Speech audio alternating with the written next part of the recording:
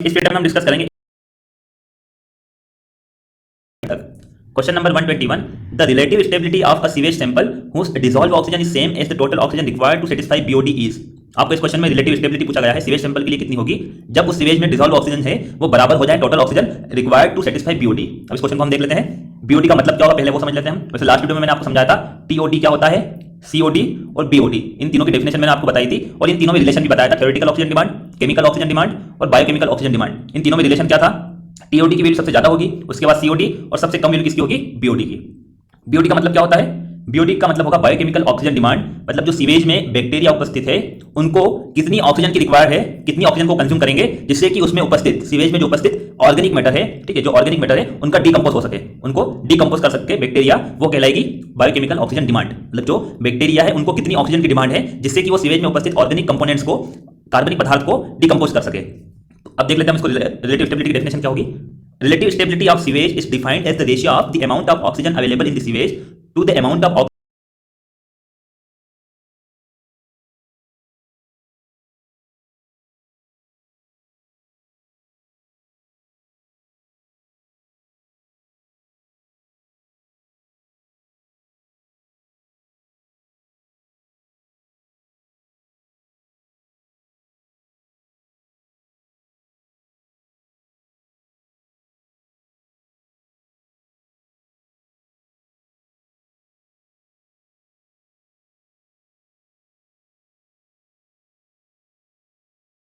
जो स्टेबिलिटी कितनी होगी 100% आ जाएगी। और देख लेते हैं आंसर कौन सा होगा। Question number 121 answer B is correct, answer B is correct. Next question देखते हैं।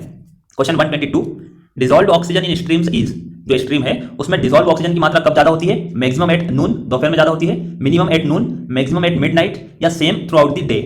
ठीक है फ्रेंड्स, हम देख लेते हैं डिसॉल्व ऑक्सीजन क्या होती है। डिसॉल्व ऑक्सीजन का मतलब हो जाएगा कि जो पानी है उसमें कितनी ऑक्सीजन घुली हुई है वो कहलाएगी डिसॉल्व ऑक्सीजन। उसमें जो जलीय जीव होते हैं, पानी में जो एक्वेटिक लाइफ होती है, उनको सर्वाइव करने के लिए, उनको जीने के लिए कम से कम 4 ppm ऑक्सीजन की आवश्यकता होती है। उसमें पानी में कम से कम 4 ppm ऑक्सीजन होना चाहिए, डिसॉल्व ऑक्सीजन, जिससे कि उसमें उपस्थित जलीय जीव एक्वेटिक लाइफ सर्वाइव कर सके। ठीक है फ्रेंड्स, ये क्वेश्चन भी पूछा जाता है, लास्ट वीडियो में हमने डिस्कस किया था। अब देख लेते हैं डिसॉल्व ऑक्सीजन स्ट्रीम में किस तरीके से चेंज होती है। At noon rate of photosynthesis is high and hence the amount of oxygen produced exceeds the amount required for respiration। क्या होता है फ्रेंड्स, दोपहर में जो फोटोसिंथेसिस है वो हाई हो जाती है। क्यों हाई होती है, फोटोसिंथेसिस का मतलब हो जाएगा ये किसकी उपस्थिति में होती है, सनलाइट। दोपहर में सनलाइट ज्यादा होता है तो जो वाटर में एल्गे उपस्थित है, ठीक है, जो एल्गे होंगे वाटर में वो क्या करते हैं, सनलाइट की उपस्थिति में फोटोसिंथेसिस वहां पर होती है और वो ऑक्सीजन को रिलीज करते हैं। जो एल्गे होते हैं वो कार्बन डाइऑक्साइड को ग्रहण करते हैं, ठीक है, और ऑक्सीजन को रिलीज करते हैं, वो कहलाएगी फोटोसिंथेसिस। तो यहाँ पर दोपहर में क्या होगा, सनलाइट ज्यादा होगा तो फोटोसिंथेसिस भी क्या होगी, हाई हो जाएगी, इसलिए अमाउंट जो होगा ऑक्सीजन का वो ज्यादा प्रोड्यूस होता है, जिससे कि जो पानी है उसमें ज्यादा ऑक्सीजन की मात्रा बढ़ जाती है।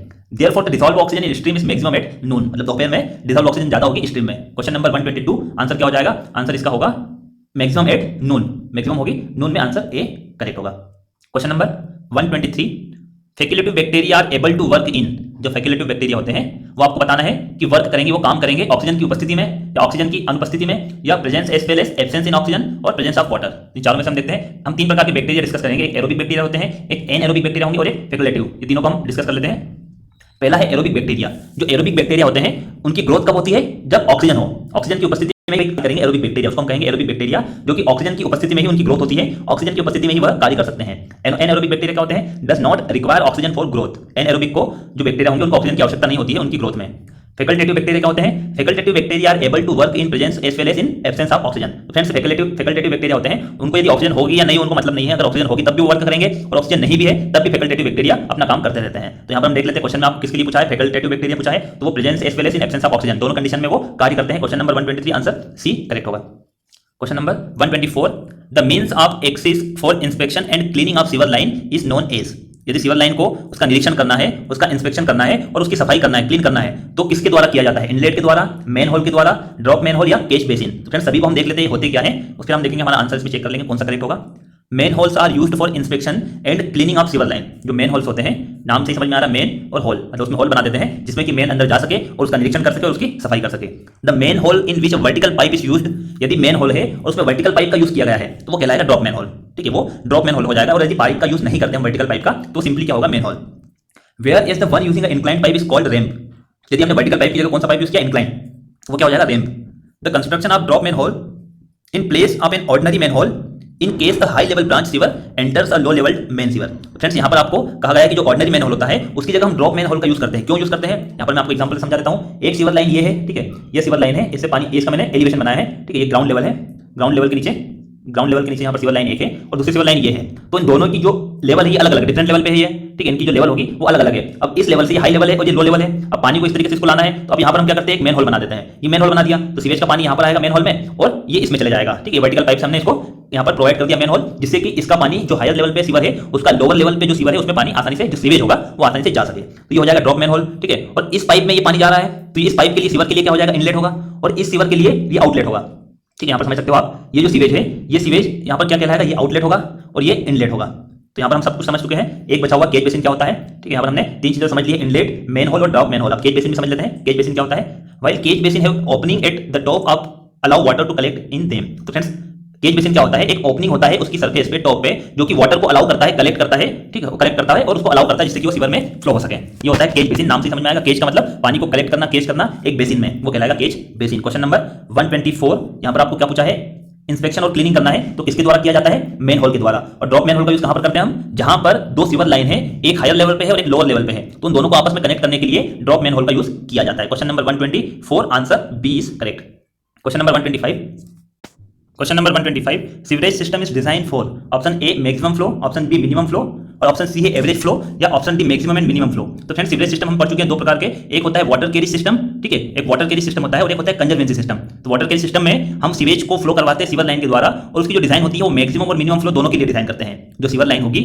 उसको मैक्सिमम और मिनिमम फ्लो दोनों के लिए डिजाइन करते हैं। दोनों के लिए क्यों करते हैं वो हम समझ लेते हैं। यहाँ पर मिनिमम वेलोसिटी, मिनिमम फ्लो क्यों रखते हैं उसमें, सेल्फ क्लीनिंग वेलोसिटी के लिए, जिससे कि जो सीवर है वो ऑटोमेटिक क्लीन होते रहे। कैसे क्लीन होगी वो, the sewer should be laid at such a gradient, sewer को इस प्रकार से बिछाना चाहिए, इस प्रकार से ग्रेडियंट रखना है जिससे कि मिनिमम वेलोसिटी उसकी बनी रहे, which will prevent the silting of particles in sewers are developed. जिससे कि क्या होता है, जो सिल्ट होता है, ठीक है, वैसे हम पढ़ चुके हैं, जो सीवेज होता है उसमें 99.9% क्या होता है, लिक्विड होता है और 0.1% क्या होगा, उसमें सॉलिड पार्टिकल होंगे, सिल्ट होंगे। तो जो सिल्ट है वो जमा ना हो सके सीवर लाइन में, यदि कम वेलोसिटी होगी तो सिल्ट क्या होंगे, वो सीवर लाइन में जमा होने लगेंगे और वो सेल्फ क्लीन नहीं हो पाएगी सीवर। इसलिए उसमें कम से कम इतनी वेलोसिटी तो बना के रखना है जिससे कि सिल्टिंग ना हो सके, सिल्ट का डिपोजिशन ना हो सके, वो कहलाएगी सेल्फ क्लीनिंग वेलोसिटी। और कितनी होती है सेल्फ क्लीनिंग वेलोसिटी, 1 से 2 मीटर पर सेकंड। ये आपको वैल्यू भी याद रखना है, ये भी क्वेश्चन पूछा जाता है कि सेल्फ क्लीनिंग वेलोसिटी कितनी होती है, 1 से 2 मीटर। तो मिनिमम वेलोसिटी तो रखना ही पड़ता है हमें। मिनिमम के लिए हम डिजाइन करते हैं कि मिनिमम उसमें सीवेज कितना आएगा उसके लिए हम डिजाइन करते हैं, और मैक्सिमम वेलोसिटी के लिए भी डिजाइन करना पड़ता है। मैक्सिमम के लिए क्यों करते हैं, मैक्सिमम वेलोसिटी या non scoring velocity, if the velocity of flow exceed a certain limit, जो वेलोसिटी है फ्लो की यदि वो एक लिमिट से बढ़ जाती है तो क्या होगा, उसमें जो सॉलिड पार्टिकल्स उपस्थित है वो क्या करते हैं, सीवर लाइन की जो अंदर वाली सरफेस होगी, इनसाइड सरफेस, उसको डैमेज करना स्टार्ट कर देते हैं।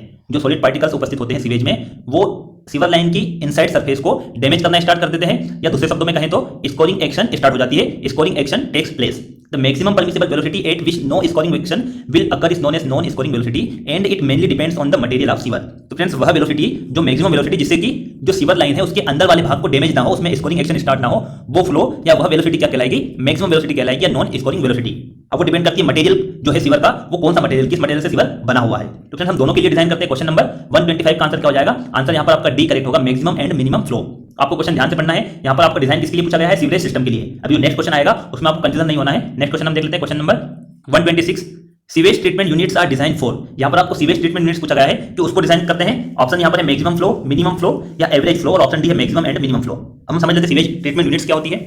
हमने क्या किया, इससे पहले वाले क्वेश्चन में, क्वेश्चन नंबर 125 में सीवर लाइन के द्वारा जो सीवेज होता है उसको कहां तक पहुंचाते हैं हम, सीवेज ट्रीटमेंट तक, और वहां पर उस सीवेज का ट्रीटमेंट किया जाता है। ट्रीटमेंट करने के बाद उसको डिस्पोजल कर देते हैं, या तो नेचुरल स्ट्रीम में कर देते हैं, रिवर में उसका डिस्पोजल कर दिया जाता है। तो वो जो ट्रीटमेंट प्लांट होता है वहां पर जो यूनिट्स लगी होती है उसको आपको पूछा गया है कि उसकी डिजाइन किसके लिए करते हैं। मैक्सिमम एंड मिनिमम फ्लो की डिजाइन तो हम सीवरेज सिस्टम के लिए करते हैं, जो सीवर लाइन होती है उसके लिए, लेकिन ट्रीटमेंट जो प्लांट होगा उसकी यूनिट का डिजाइन हम कैसे करते हैं। उसकी यूनिट में क्या होता है फ्रेंड्स कि वहां पर तो कंटिन्यूअसली फ्लो होना चाहिए जिससे कि वहां पर ट्रीटमेंट होता रहे। यदि वहां पर थोड़ा कम फ्लो आया या फिर एकदम से बढ़ जाएगा फ्लो तो इकोनॉमिकल वर्क नहीं कर पाता है। जो ट्रीटमेंट प्लांट होता है वहां पर तो कंटिन्यूअसली सेम क्वांटिटी में फ्लो होगा तो वो इकोनॉमिकल भी होगा और बराबर वो ट्रीटमेंट करते जाएगा। यदि वहां पर बल्क में चलेगा, मतलब ज्यादा सीवेज चले जाएगा तो उसको प्रॉब्लम हो जाएगी ट्रीटमेंट करने में, और कम सीवेज जाएगा तब भी वो इकोनॉमिकल नहीं होगा। तो उसमें जो डिजाइन किया जाता है सीवेज ट्रीटमेंट यूनिट को, वो किसके लिए किया जाता है, एवरेज फ्लो के लिए, मतलब एवरेज फ्लो पे बना रहे। क्वेश्चन नंबर 126 का आंसर क्या होगा, सी करेक्ट होगा। Question number 127, laying of sewers is usually done with the help of. Sewer को बिछाया जाता है किसकी मदद से, तो यहां पर हम देख लेते हैं उसकी स्टेप्स देख लेते हैं। सीवर को किस तरीके से बिछाया जाता है और उसकी टेस्टिंग कैसे की जाती है, उसकी स्टेप हम देख लेते हैं, ज्यादा डीप में नहीं पढ़ेंगे इसको। पहला जो है इसमें setting out sewer centre line. पहले तो सीवर की सेंटर लाइन को सेट करते थे कि कहां पर बिछाना है, उसकी सेंटर लाइन डिसाइड कर ली। उसके बाद alignment and gradient of sewer ये फाइनल करते हैं। उसके बाद खुदाई चालू कर देते हैं, excavation of trenches, timbering and dewatering, खुदाई करते हैं और उसके बाद जो भी पानी होगा उस गड्ढे में उसको बाहर कर देते हैं, डीवाटरिंग करते हैं। Laying and joint of pipe sewers, उसके जॉइंट को वहां पर जॉइंट मतलब जो जॉइंट रहेंगे पाइप सीवर को उसको जॉइंट किया जाता है, फिर टेस्ट किया जाता है, टेस्टिंग ऑफ पाइप सीवर, और लास्ट होता है बैकफिल ऑफ ट्रेंचेस। उसको टेस्ट कर लेते हैं सीवर लाइन को, और टेस्ट करने के बाद कोई लीकेज नहीं पाया जाता है तो फिर उसके बाद जो भी गड्ढे खुदे हुए थे और हमने वहां पर सीवर लाइन को अंदर डाल दिए, उसको ले किया है, उसके बाद उस गड्ढे को वापस बैकफिल कर देते हैं। तो ये सिंपल मैंने आपको स्टेप बता दी कि स्टेप क्या होती है। अब यहाँ पर हम देख लेते हैं laying of sewer is usually done with the help of side rails and boning rods. जो सीवर है उसको कैसे बिछाया जाता है, किसकी मदद से, साइड रेल्स और बोनिंग रोड्स की सहायता से। अब ये होती क्या है, side rails are used for slope and boning rods are used to set out horizontal lines are lines with a constant slope. जो साइड रेल होती है उसका यूज स्लोप के लिए किया जाता है, और बोनिंग रोड्स का यूज किसके लिए किया जाता है, सेट आउट हॉरिजॉन्टल लाइंस या कांस्टेंट स्लोप के लिए जो लाइन होगी उसको ज्वाइन करने के लिए, कांस्टेंट स्लोप को ज्वाइन करने के लिए। तो यहाँ पर हमारा क्या होगा, question number 127 answer side rails and boning rods. Question number 127 का answer C is correct. Question number 128 corrosion in concrete sewers is caused by. Concrete sewer है तो उसमें जंग किस कारण से लगती है, कोरोजन किस कारण से होती है, तो हम देख लेते हैं। Corrosion in concrete sewers is mainly caused by hydrogen sulphide gas which is formed due to anaerobic decomposition of sewage. जो सीवेज है जिसको हम सीवर लाइन से फ्लो करवा रहे हैं उसका डिकम्पोजिशन होने लगता है एनाएरोबिक बैक्टीरिया जो कि ऑक्सीजन की अनुपस्थिति में कार्य करते हैं। तो सीवर लाइन के अंदर ऑक्सीजन उपस्थित नहीं होती है तो वहां पर जो बैक्टीरिया होंगे वो ऑक्सीजन की अनुपस्थिति में, ऑक्सीजन की एब्सेंस में कार्य करते हैं, और जो ऑर्गेनिक और इनऑर्गेनिक मैटर होंगे उनका डिकम्पोजिशन करते हैं। ठीक है, तो वहां से क्या होती है, एक हाइड्रोजन सल्फाइड गैस रिलीज होती है, उसके कारण कॉन्क्रीट सीवर में जंग लग जाती है, कोरोजन लग जाता है। बैक्टीरियल एक्शन कन्वर्ट H2S, ठीक है, ये हाइड्रोजन सल्फाइड गैस है, gas to sulphuric acid which cause corrosion in the crown of the pipe. तो क्या होता है, बैक्टीरियल एक्शन जो होगी तो वो कन्वर्ट कर देती है H2S जो गैस होगी उसको सल्फ्यूरिक एसिड में, जिसके कारण जो पाइप है वो गैस रिलीज होती है और ऊपर जाती है। ऊपर कहां पर जाएगी, जो सीवर लाइन है उसके क्राउन पे, उसके शिखर पे जाती है, और उसके शिखर पे जंग लग जाती है। जंग कहां पर लगती है, उसके क्राउन पे, इसीलिए इस कोरोजन को क्राउन कोरोजन भी कहा जाता है। Septic condition occur when the bacteria use all the available oxygen while decomposing organic matter in waste water. Septic condition का मतलब क्या होता है, उस सीवेज में कुछ यदि ऑक्सीजन उपस्थित है और उस ऑक्सीजन का यूज किसने कर लिया, एरोबिक बैक्टीरिया जो कि ऑक्सीजन की उपस्थिति में कार्य करते हैं। एरोबिक बैक्टीरिया ने सीवेज में जितनी भी ऑक्सीजन थी उसका यूज कर लिया, तो वहां पर कौन सी कंडीशन बन जाती है, सेप्टिक कंडीशन, और उसके बाद फिर एनाएरोबिक और फैकल्टेटिव बैक्टीरिया कार्य करने लगते हैं। तो सेप्टिक कंडीशन होगी तो वहां पर जंग लगेगी इस कॉन्क्रीट सीवर में, और उस कोरोजन को हम क्या कहेंगे, क्राउन कोरोजन भी कहा जाता है। Question number 128 answer A is correct, septic condition. Question number 129 if the sewage contains grease and fatty oils this are removed in. यदि सीवेज में ग्रीस और फैटी ऑयल है तो उसको किसकी सहायता से रिमूव किया जाता है, grit chamber, detritus tank, skimming tank या सेडिमेंटेशन टैंक की सहायता से। हम समझ लेते हैं तीनों को, चारों को यहां पर समझ लेते हैं। Detritus tank are nothing but grit chambers design to flow with smaller flow velocity and longer detention period. वैसे डेट्रिटस टैंक और ग्रिड चैम्बर में कोई ज्यादा डिफरेंस नहीं होता है, सिर्फ एक डिफरेंस होता है कि ग्रिड चैम्बर में बड़े पार्टिकल को रिमूव किया जाता है और डेट्रिटस टैंक में उससे थोड़े से छोटे पार्टिकल होते हैं उनको रिमूव किया जाता है। अब छोटे पार्टिकल को कैसे रिमूव करेंगे, वेलोसिटी को कम कर देंगे और डिटेंशन पीरियड बढ़ा देते हैं, ज्यादा समय तक उसको रोका जाता है टैंक में, जिससे कि जो पार्टिकल है वो सेट हो जाते हैं उसके बॉटम में। तो ये दोनों में डिफरेंस हो जाएगा। The function of detritus tank is remove final particles than those remove by grit chamber. Grit chamber में जितने पार्टिकल का साइज रिमूव किया जाता है उससे कम पार्टिकल के साइज को रिमूव किया जाता है डेट्रिटस टैंक में। Grid chamber has a detention period with value of 40 to 60 second. ये नेक्स्ट क्वेश्चन है, आपको ध्यान रखना है डिटेंशन पीरियड कितना होता है। डिटेंशन पीरियड का मतलब हो जाएगा, जैसे यहाँ पर मैं आपको समझा देता हूँ, एक टैंक है, ये इनफ्लो है, इनलेट है, और ये इसका आउटलेट है। तो यहाँ पर जो पानी आता है इनलेट से, उस पानी को आउटलेट तक जाने में कितना समय लगता है वो कहलाएगा डिटेंशन पीरियड। मतलब वो टैंक में कितने समय तक रहा है पानी, वो क्या कहलाएगा, डिटेंशन पीरियड कहलाएगा। तो जो भी पानी इनलेट से आता है उसको कम से कम 40 सेकंड से 60 सेकंड के लिए रोका जाता है ग्रिड चैम्बर में। नेक्स्ट हम देख लेते हैं sedimentation tank. Sedimentation tank is a structure in which wastewater is filled and stored for some time to remove the suspended particles present in the water. Water में जो सस्पेंडेड पार्टिकल है उनको remove करना है तो पानी को कुछ समय के लिए स्टोर करके रखा जाता है या उसका डिटेंशन पीरियड बढ़ा देते हैं। दिस पार्टिकल्स में settle at the bottom of the tank are remove by using scrapers. तो जो पार्टिकल सेटल हो जाते हैं टैंक के बॉटम में उसको स्क्रैपर्स की सहायता से हटा दिया जाता है, और जो पार्टिकल सस्पेंडेड पार्टिकल्स हैं जिनकी स्पेसिफिक ग्रेविटी वाटर से कम हो जाती है वो उस टैंक के ऊपर फ्लो होते रहते हैं। ये मैंने पहले भी आपको समझाया है कि जिसकी स्पेसिफिक ग्रेविटी पानी से कम होगी वो पानी के ऊपर फ्लो होंगे, और जिसकी स्पेसिफिक ग्रेविटी पानी से ज्यादा होगी वो पानी के नीचे रहेंगे, मतलब उस टैंक के बॉटम में सेट हो जाएंगे। यहाँ पर हमने सभी को पढ़ लिया है। तो यहाँ पर जो एक टैंक बचा हुआ है स्कीमिंग टैंक, उसका यूज होता है, हमने ग्रिड चैम्बर देख लिया, डेट्रिटस टैंक और सेडिमेंटेशन, इन तीनों को समझ लिया है। स्कीमिंग टैंक क्या होता है, वह टैंक जो सीवेज में उपस्थित ग्रीस और फैटी ऑयल को रिमूव करता है वो कहलाता है skimming tank. Question number 129 answer C is correct. Question number 120 generally detention period for grit chamber is kept as. Grit chamber के लिए कितना रखा जाता है डिटेंशन पीरियड, 40 से 60 सेकंड। इसका मतलब कितना होगा वो 1 minute. Question number 130 answer A is correct. Thank you for watching friends. Video अच्छा लगा तो लाइक कीजिए, कमेंट कीजिए और इस वीडियो को शेयर कीजिए और चैनल को सब्सक्राइब कीजिए जिससे कि आपको लेटेस्ट वीडियो मिल सके। और फ्रेंड्स मैंने इस वीडियो की डिस्क्रिप्शन में इस वीडियो की पीडीएफ लिंक आपको प्रोवाइड की है, तो आप वहां से पीडीएफ आप डाउनलोड कर सकते हो उस लिंक से। और जितने भी वीडियो मैंने बनाए हैं उन सभी वीडियो में मैंने डिस्क्रिप्शन में एक लिंक प्रोवाइड की है पीडीएफ के लिए, तो आप वहां से पीडीएफ डाउनलोड कर सकते हो। प्रत्येक वीडियो की पीडीएफ मैंने हर वीडियो की डिस्क्रिप्शन लिंक में दी है, और हर लिंक में मैंने बुक की लिंक भी दी है, जो इंपॉर्टेंट बुक्स हैं उन जाएंगे। तो इसमें क्या हुआ, हमने डिस्पोजल कर दिया जो भी सीवेज था, और लेगुन्स इसमें भी हम डिस्पोजल करते हैं। तो हेलो गाइस, इस वीडियो में हम डिस्कस करेंगे एनवायरमेंटल इंजीनियरिंग के ऑब्जेक्टिव क्वेश्चंस, क्वेश्चन नंबर 131 से क्वेश्चन नंबर 140 तक। Question number 131 which of the following units works in anaerobic conditions. यहां पर 4 यूनिट दी गई है और आपको बताना है कि कौन सी यूनिट एनाएरोबिक कंडीशन पे वर्क करती है। Sludge digestion tank, sedimentation tank, activated sludge treatment और लास्ट है ट्रिकलिंग फिल्टर्स। इन 4 यूनिट में से हम देखेंगे कि कौन सी यूनिट एनाएरोबिक कंडीशन, एनाएरोबिक का मतलब हो जाएगा एब्सेंस ऑफ ऑक्सीजन, ऑक्सीजन की अनुपस्थिति में, ठीक है, ऑक्सीजन की अनुपस्थिति में कौन सी यूनिट वर्क करती है। तो हम देख लेते हैं, चारों को समझ लेते हैं। पहले हम देखेंगे स्लज क्या होता है, स्लज को समझेंगे, उसके बाद हम एक एक को समझते हैं। ये यूनिट्स दी गई है। स्लज क्या होगा? The residue that accumulates in sewage treatment plants is called sludge या बायोसॉलिड्स। उसको स्लज भी कहते हैं या बायोसॉलिड भी कहेंगे। किसको कहेंगे? जो सीवेज ट्रीटमेंट प्लांट के बाद उसको जब ट्रीटमेंट करते हैं और जो रेसिड्यू बच जाता है और जो इकट्ठा हो जाएगा, एक्यूमुलेट हो जाएगा, उसको क्या कहा जाता है? स्लज कहा जाता है या बायोसॉलिड। वो सॉलिड फॉर्म में भी हो सकता है। Sewage sludge is the solid, semi solid या slurry. Residual materials that is produced as a by product of waste water treatment process. जो वेस्ट वाटर की ट्रीटमेंट प्रोसेस होती है वहां पर बाई प्रोडक्ट में मिलेगा और वो सॉलिड हो सकता है, सेमी सॉलिड हो सकता है या स्लरी फॉर्म में हो सकता है। तो फ्रेंड्स, हमने पहला देख लिया यहाँ पर स्लज होता क्या है, और पहला जो आपको ऑप्शन दिया गया ऑप्शन ए स्लज डाइजेशन टैंक। टैंक और स्लज डाइजेशन टैंक, इसमें ये जो कार्य किया जाता है, ये यूनिट वर्क करती है ऑक्सीजन की अनुपस्थिति में। उसमें ऑक्सीजन नहीं होती, ऑक्सीजन की अनुपस्थिति में वर्क करेगा वो, तो उसको हम कहेंगे एनएरोबिक। वैसे हम ये पढ़ चुके हैं एनएरोबिक, एरोबिक और फैकल्टेटिव, तीन प्रकार के बैक्टीरिया होते हैं। एनएरोबिक का मतलब हो जाएगा जो ऑक्सीजन की अनुपस्थिति में कार्य करते हैं, एरोबिक का मतलब हो जाएगा जो ऑक्सीजन की उपस्थिति में कार्य करेंगे, और फैकल्टेटिव होते हैं उनको मतलब नहीं होता है कि ऑक्सीजन है या ऑक्सीजन नहीं है, वो दोनों कंडीशन में वर्क करते हैं। तो यहाँ पर एनएरोबिक में आंसर क्या होगा? क्वेश्चन नंबर 131 का जो स्लज डाइजेशन टैंक होता है उसका यूज हम करते हैं, उसका यूज करते हैं एनएरोबिक। वो कार्य करेगा, कैसे कार्य करता है? एनएरोबिक कंडीशन में कार्य करता है, जहां पर कि एनएरोबिक बैक्टीरिया होते हैं जो ऑक्सीजन की अनुपस्थिति में कार्य करेंगे। अब नेक्स्ट हम देखते हैं सेडिमेंटेशन, एक्टिवेटेड स्लज और ट्रिकलिंग फिल्टर्स क्या होते हैं। Sedimentation tank, a sedimentation tank allows suspended particles to settle out of water or waste water as it flows slowly through the tank। जो टैंक होता है सेडिमेंटेशन टैंक क्या होगा? एक टैंक है जिसमें कि हम वेस्ट वाटर या वेस्ट वाटर को फ्लो किया जाता है, ठीक है, फ्लो करवाएंगे जिसकी वेलोसिटी कम होती है। Flow through the tank, tank में उस वेस्ट वाटर को या वाटर को फ्लो करवाते हैं कम वेलोसिटी से, जिससे कि जो सस्पेंडेड पार्टिकल्स होते हैं वो बॉटम, जो टैंक होगा उसके बॉटम में सेटल हो जाते हैं, thereby providing some degree of purification. तो वो क्या प्रोवाइड करते हैं? कुछ डिग्री ऑफ प्यूरिफिकेशन, जिससे कि वो वेस्ट वाटर या जो वाटर होगा वो प्योर हो जाएगा, थोड़ा सा उसमें प्यूरिफिकेशन आ जाता है। अ लेयर ऑफ एक्यूमुलेटेड सॉलिड्स, जो सॉलिड की लेयर एक्यूमुलेट हो जाती है, इकट्ठी हो जाती है, कॉल्ड स्लज, उसको कहा जाता है sludge. Forms eight the bottom of the tank and periodically remove, जो कि टैंक के बॉटम में सेटल हो जाती है, ठीक है, और उसको पीरियडिकली क्या करना पड़ता है? हटाना पड़ता है, रिमूव किया जाता है स्क्रैपर की सहायता से। तो जो सेडिमेंटेशन टैंक होता है, ठीक है, यहाँ पर हमने देख लिया पार्टिकल, जो सस्पेंडेड पार्टिकल्स हैं उसको रिमूव करने के लिए इसका यूज किया जाता है। C the activated sludge process is a type of waste water treatment process. जो एक्टिवेटेड स्लज प्रोसेस है वो एक प्रकार की प्रोसेस है वेस्ट वाटर को ट्रीटमेंट करने की, फॉर ट्रीटिंग सीवेज और इंडस्ट्रियल सीवेज। जो सीवेज होता है इंडस्ट्रियल भी हो सकता है, वेस्ट वाटर यूजिंग एरेशन, जिसको कि एरेशन की सहायता से ट्रीट किया जाता है। उसका ट्रीटमेंट कैसे करते हैं? एक्टिवेटेड स्लज प्रोसेस में जो ट्रीटमेंट किया जाता है वो एरेशन की सहायता से किया जाता है। और एरेशन में क्या करते हैं? जो भी सीवेज होता है उसमें हम ऑक्सीजन सप्लाई करते हैं, और ऑक्सीजन सप्लाई करेंगे तो क्या होगा? उसमें जो बैक्टीरिया है, एरोबिक बैक्टीरिया, यदि ऑक्सीजन सप्लाई करेंगे तो उसमें कौन से बैक्टीरिया होंगे? एरोबिक बैक्टीरिया होंगे, जो कि कार्य करेंगे और एरोबिक बैक्टीरिया की ग्रोथ हो जाएगी यदि हम ऑक्सीजन सप्लाई करते हैं स्लज में। तो फ्रेंड्स, ये वाली जो प्रोसेस है, ये वाली जो यूनिट है एक्टिवेटेड स्लज, ये भी कैसे कार्य करती है? एरोबिक कंडीशन में। लास्ट है trickling filters. Trickling filters are used to remove organic matter from waste water. जो वेस्ट वाटर है उसमें से कार्बनिक पदार्थों को, ऑर्गेनिक मैटर को हमें रिमूव करना है तो हम ट्रिकलिंग फिल्टर की सहायता से करते हैं। The trickling filter TF is an aerobic treatment system. ये जो सिस्टम होता है ये एरोबिक सिस्टम होता है, ये भी ऑक्सीजन की उपस्थिति में किया जाता है। तो यहाँ पर क्वेश्चन नंबर 131 में जो पहली वाली यूनिट दी गई ऑप्शन ए में स्लज डाइजेशन टैंक, वो एनएरोबिक कंडीशन में कार्य करती है, और ये तीन जो दिए है ये एरोबिक कंडीशन, ये क्या हो जाएगी? एरोबिक कंडीशन में वर्क करती है। Question number 131 answer A correct होगा। नेक्स्ट क्वेश्चन है question number 132। Septic tank is, जो सेप्टिक टैंक होता है उसके रिलेटेड में तीन ऑप्शन दिए गए हैं। Septic tank is settling tank, या डाइजेशन टैंक होगा, या एरेशन टैंक, या तीनों होगा। आपको बताना कि कौन कौन से ऑप्शन करेक्ट होंगे। सेप्टिक टैंक से रिलेटेड तीन ऑप्शन दिए गए हैं, तो हम देख लेते हैं सेप्टिक टैंक होता क्या है। Septic tank is an underground concrete, fibre glass और प्लास्टिक। जो सेप्टिक टैंक होता है वो ग्राउंड के नीचे बनाया जाता है, एक चेंबर होता है जो कि कंक्रीट से बनाया जाता है, फाइबर ग्लास से या प्लास्टिक से बनाया जाता है। Through which domestic waste water flow for the basic treatment, जिसमें कि जो डोमेस्टिक वाटर होता है, वेस्ट वाटर होता है, जो कि घरों से जो गंदगी निकलती है, जो गंदा पानी होता है, उसको फ्लो करवाया जाता है सेप्टिक टैंक से, जिससे कि उसका बेसिक ट्रीटमेंट हो सके।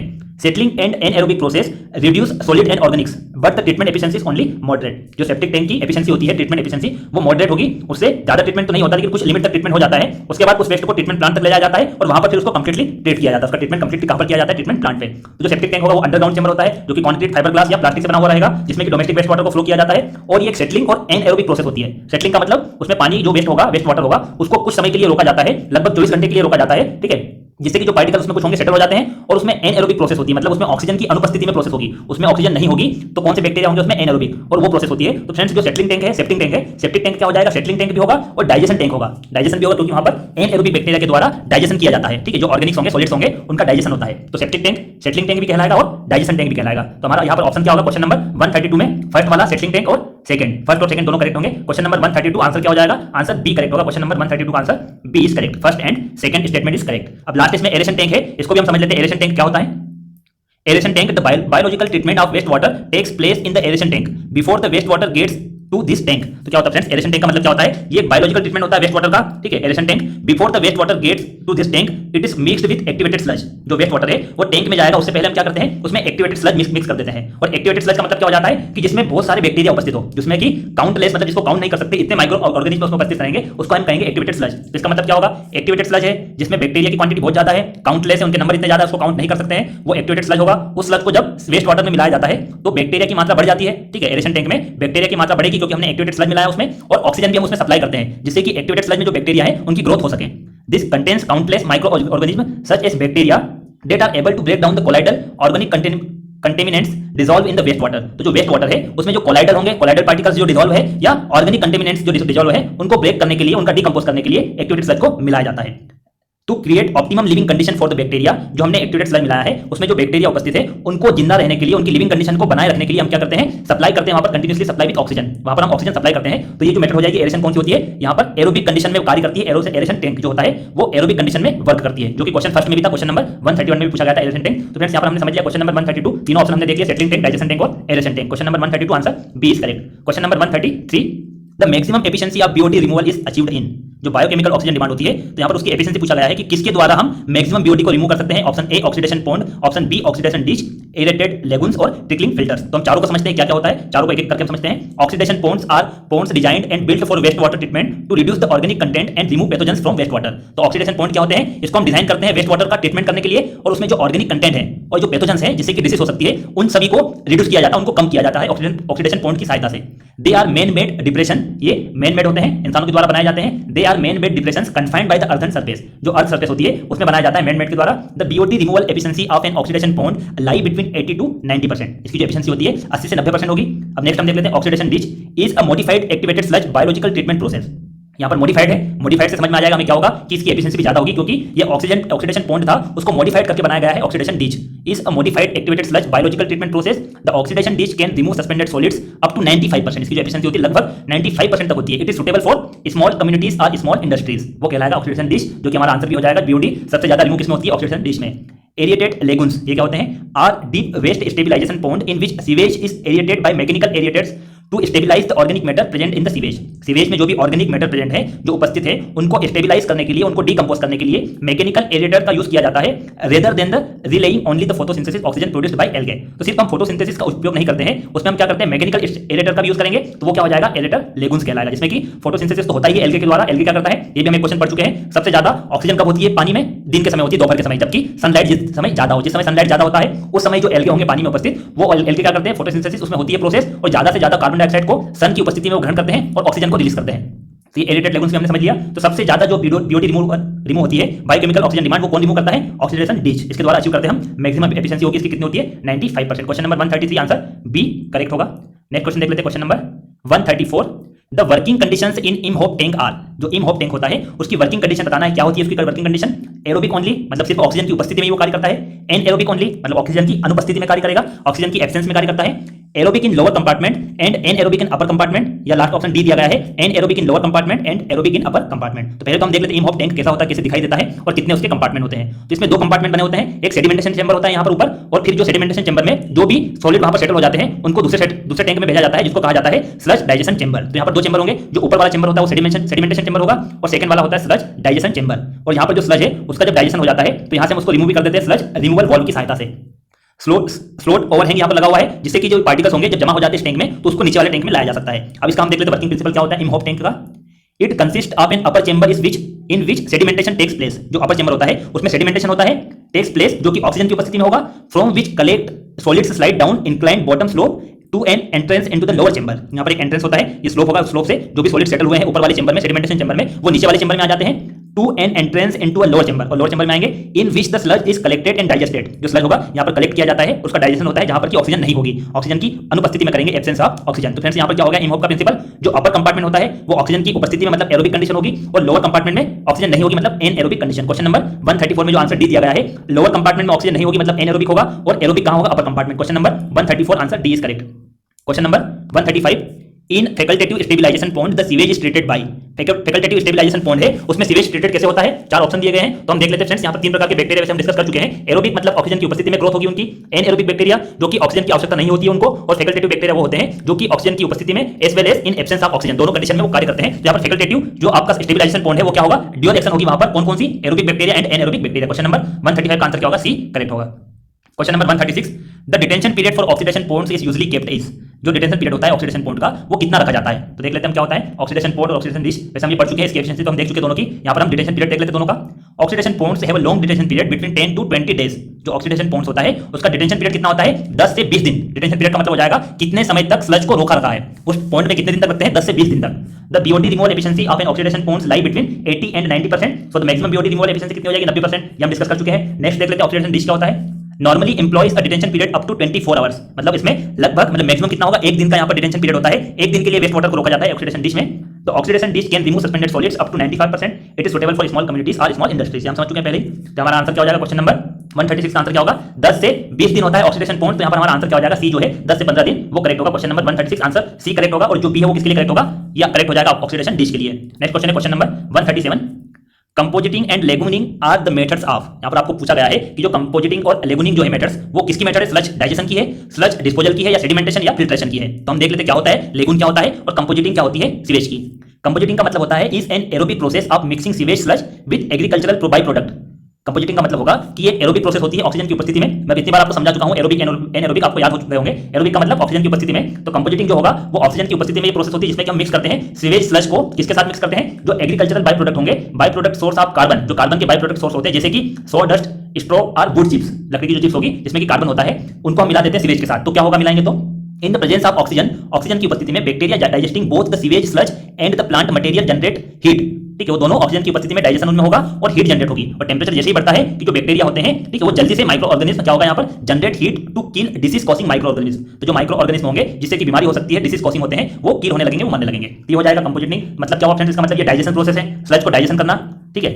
सेकंड है lagoons are pond like bodies of water or basins designed to receive and hold water. ये एक बेसिन होता है जिसको कि रिसीव किया जाता है जिसमें और होल्ड करके रखते हैं वेस्ट वाटर को। तो फ्रेंड्स ये डाइजेशन नहीं होगा, इसको डाइजेशन नहीं बोलेंगे, इसको क्या बोलेंगे? डिस्पोजल। ये दोनों जो है कंपोजिटिंग और लेगुन्स, ये डिस्पोजल है, इसमें स्लज का डिस्पोजल किया जाता है। यहाँ पे हमने क्या किया? स्लज का डिस्पोजल किया। कैसे डिस्पोजल किया? जो कार्बन और ये कार्बन कंटेनिंग जो यहाँ पर बाई प्रोडक्ट थे एग्रीकल्चर के और सीवेज के, इन दोनों को मिक्स किया हमने। और यहाँ पर सेकंड में हमने क्या कर दिया? मिक्स करेंगे तो ऑक्सीजन की उपस्थिति में वो गर्म होंगे, उनका टेंपरेचर बढ़ेगा और जो डिसीज कॉसिंग बैक्टीरिया है, माइक्रो ऑर्गेनिज्म है, वो मर जाएंगे। तो इसमें क्या हुआ?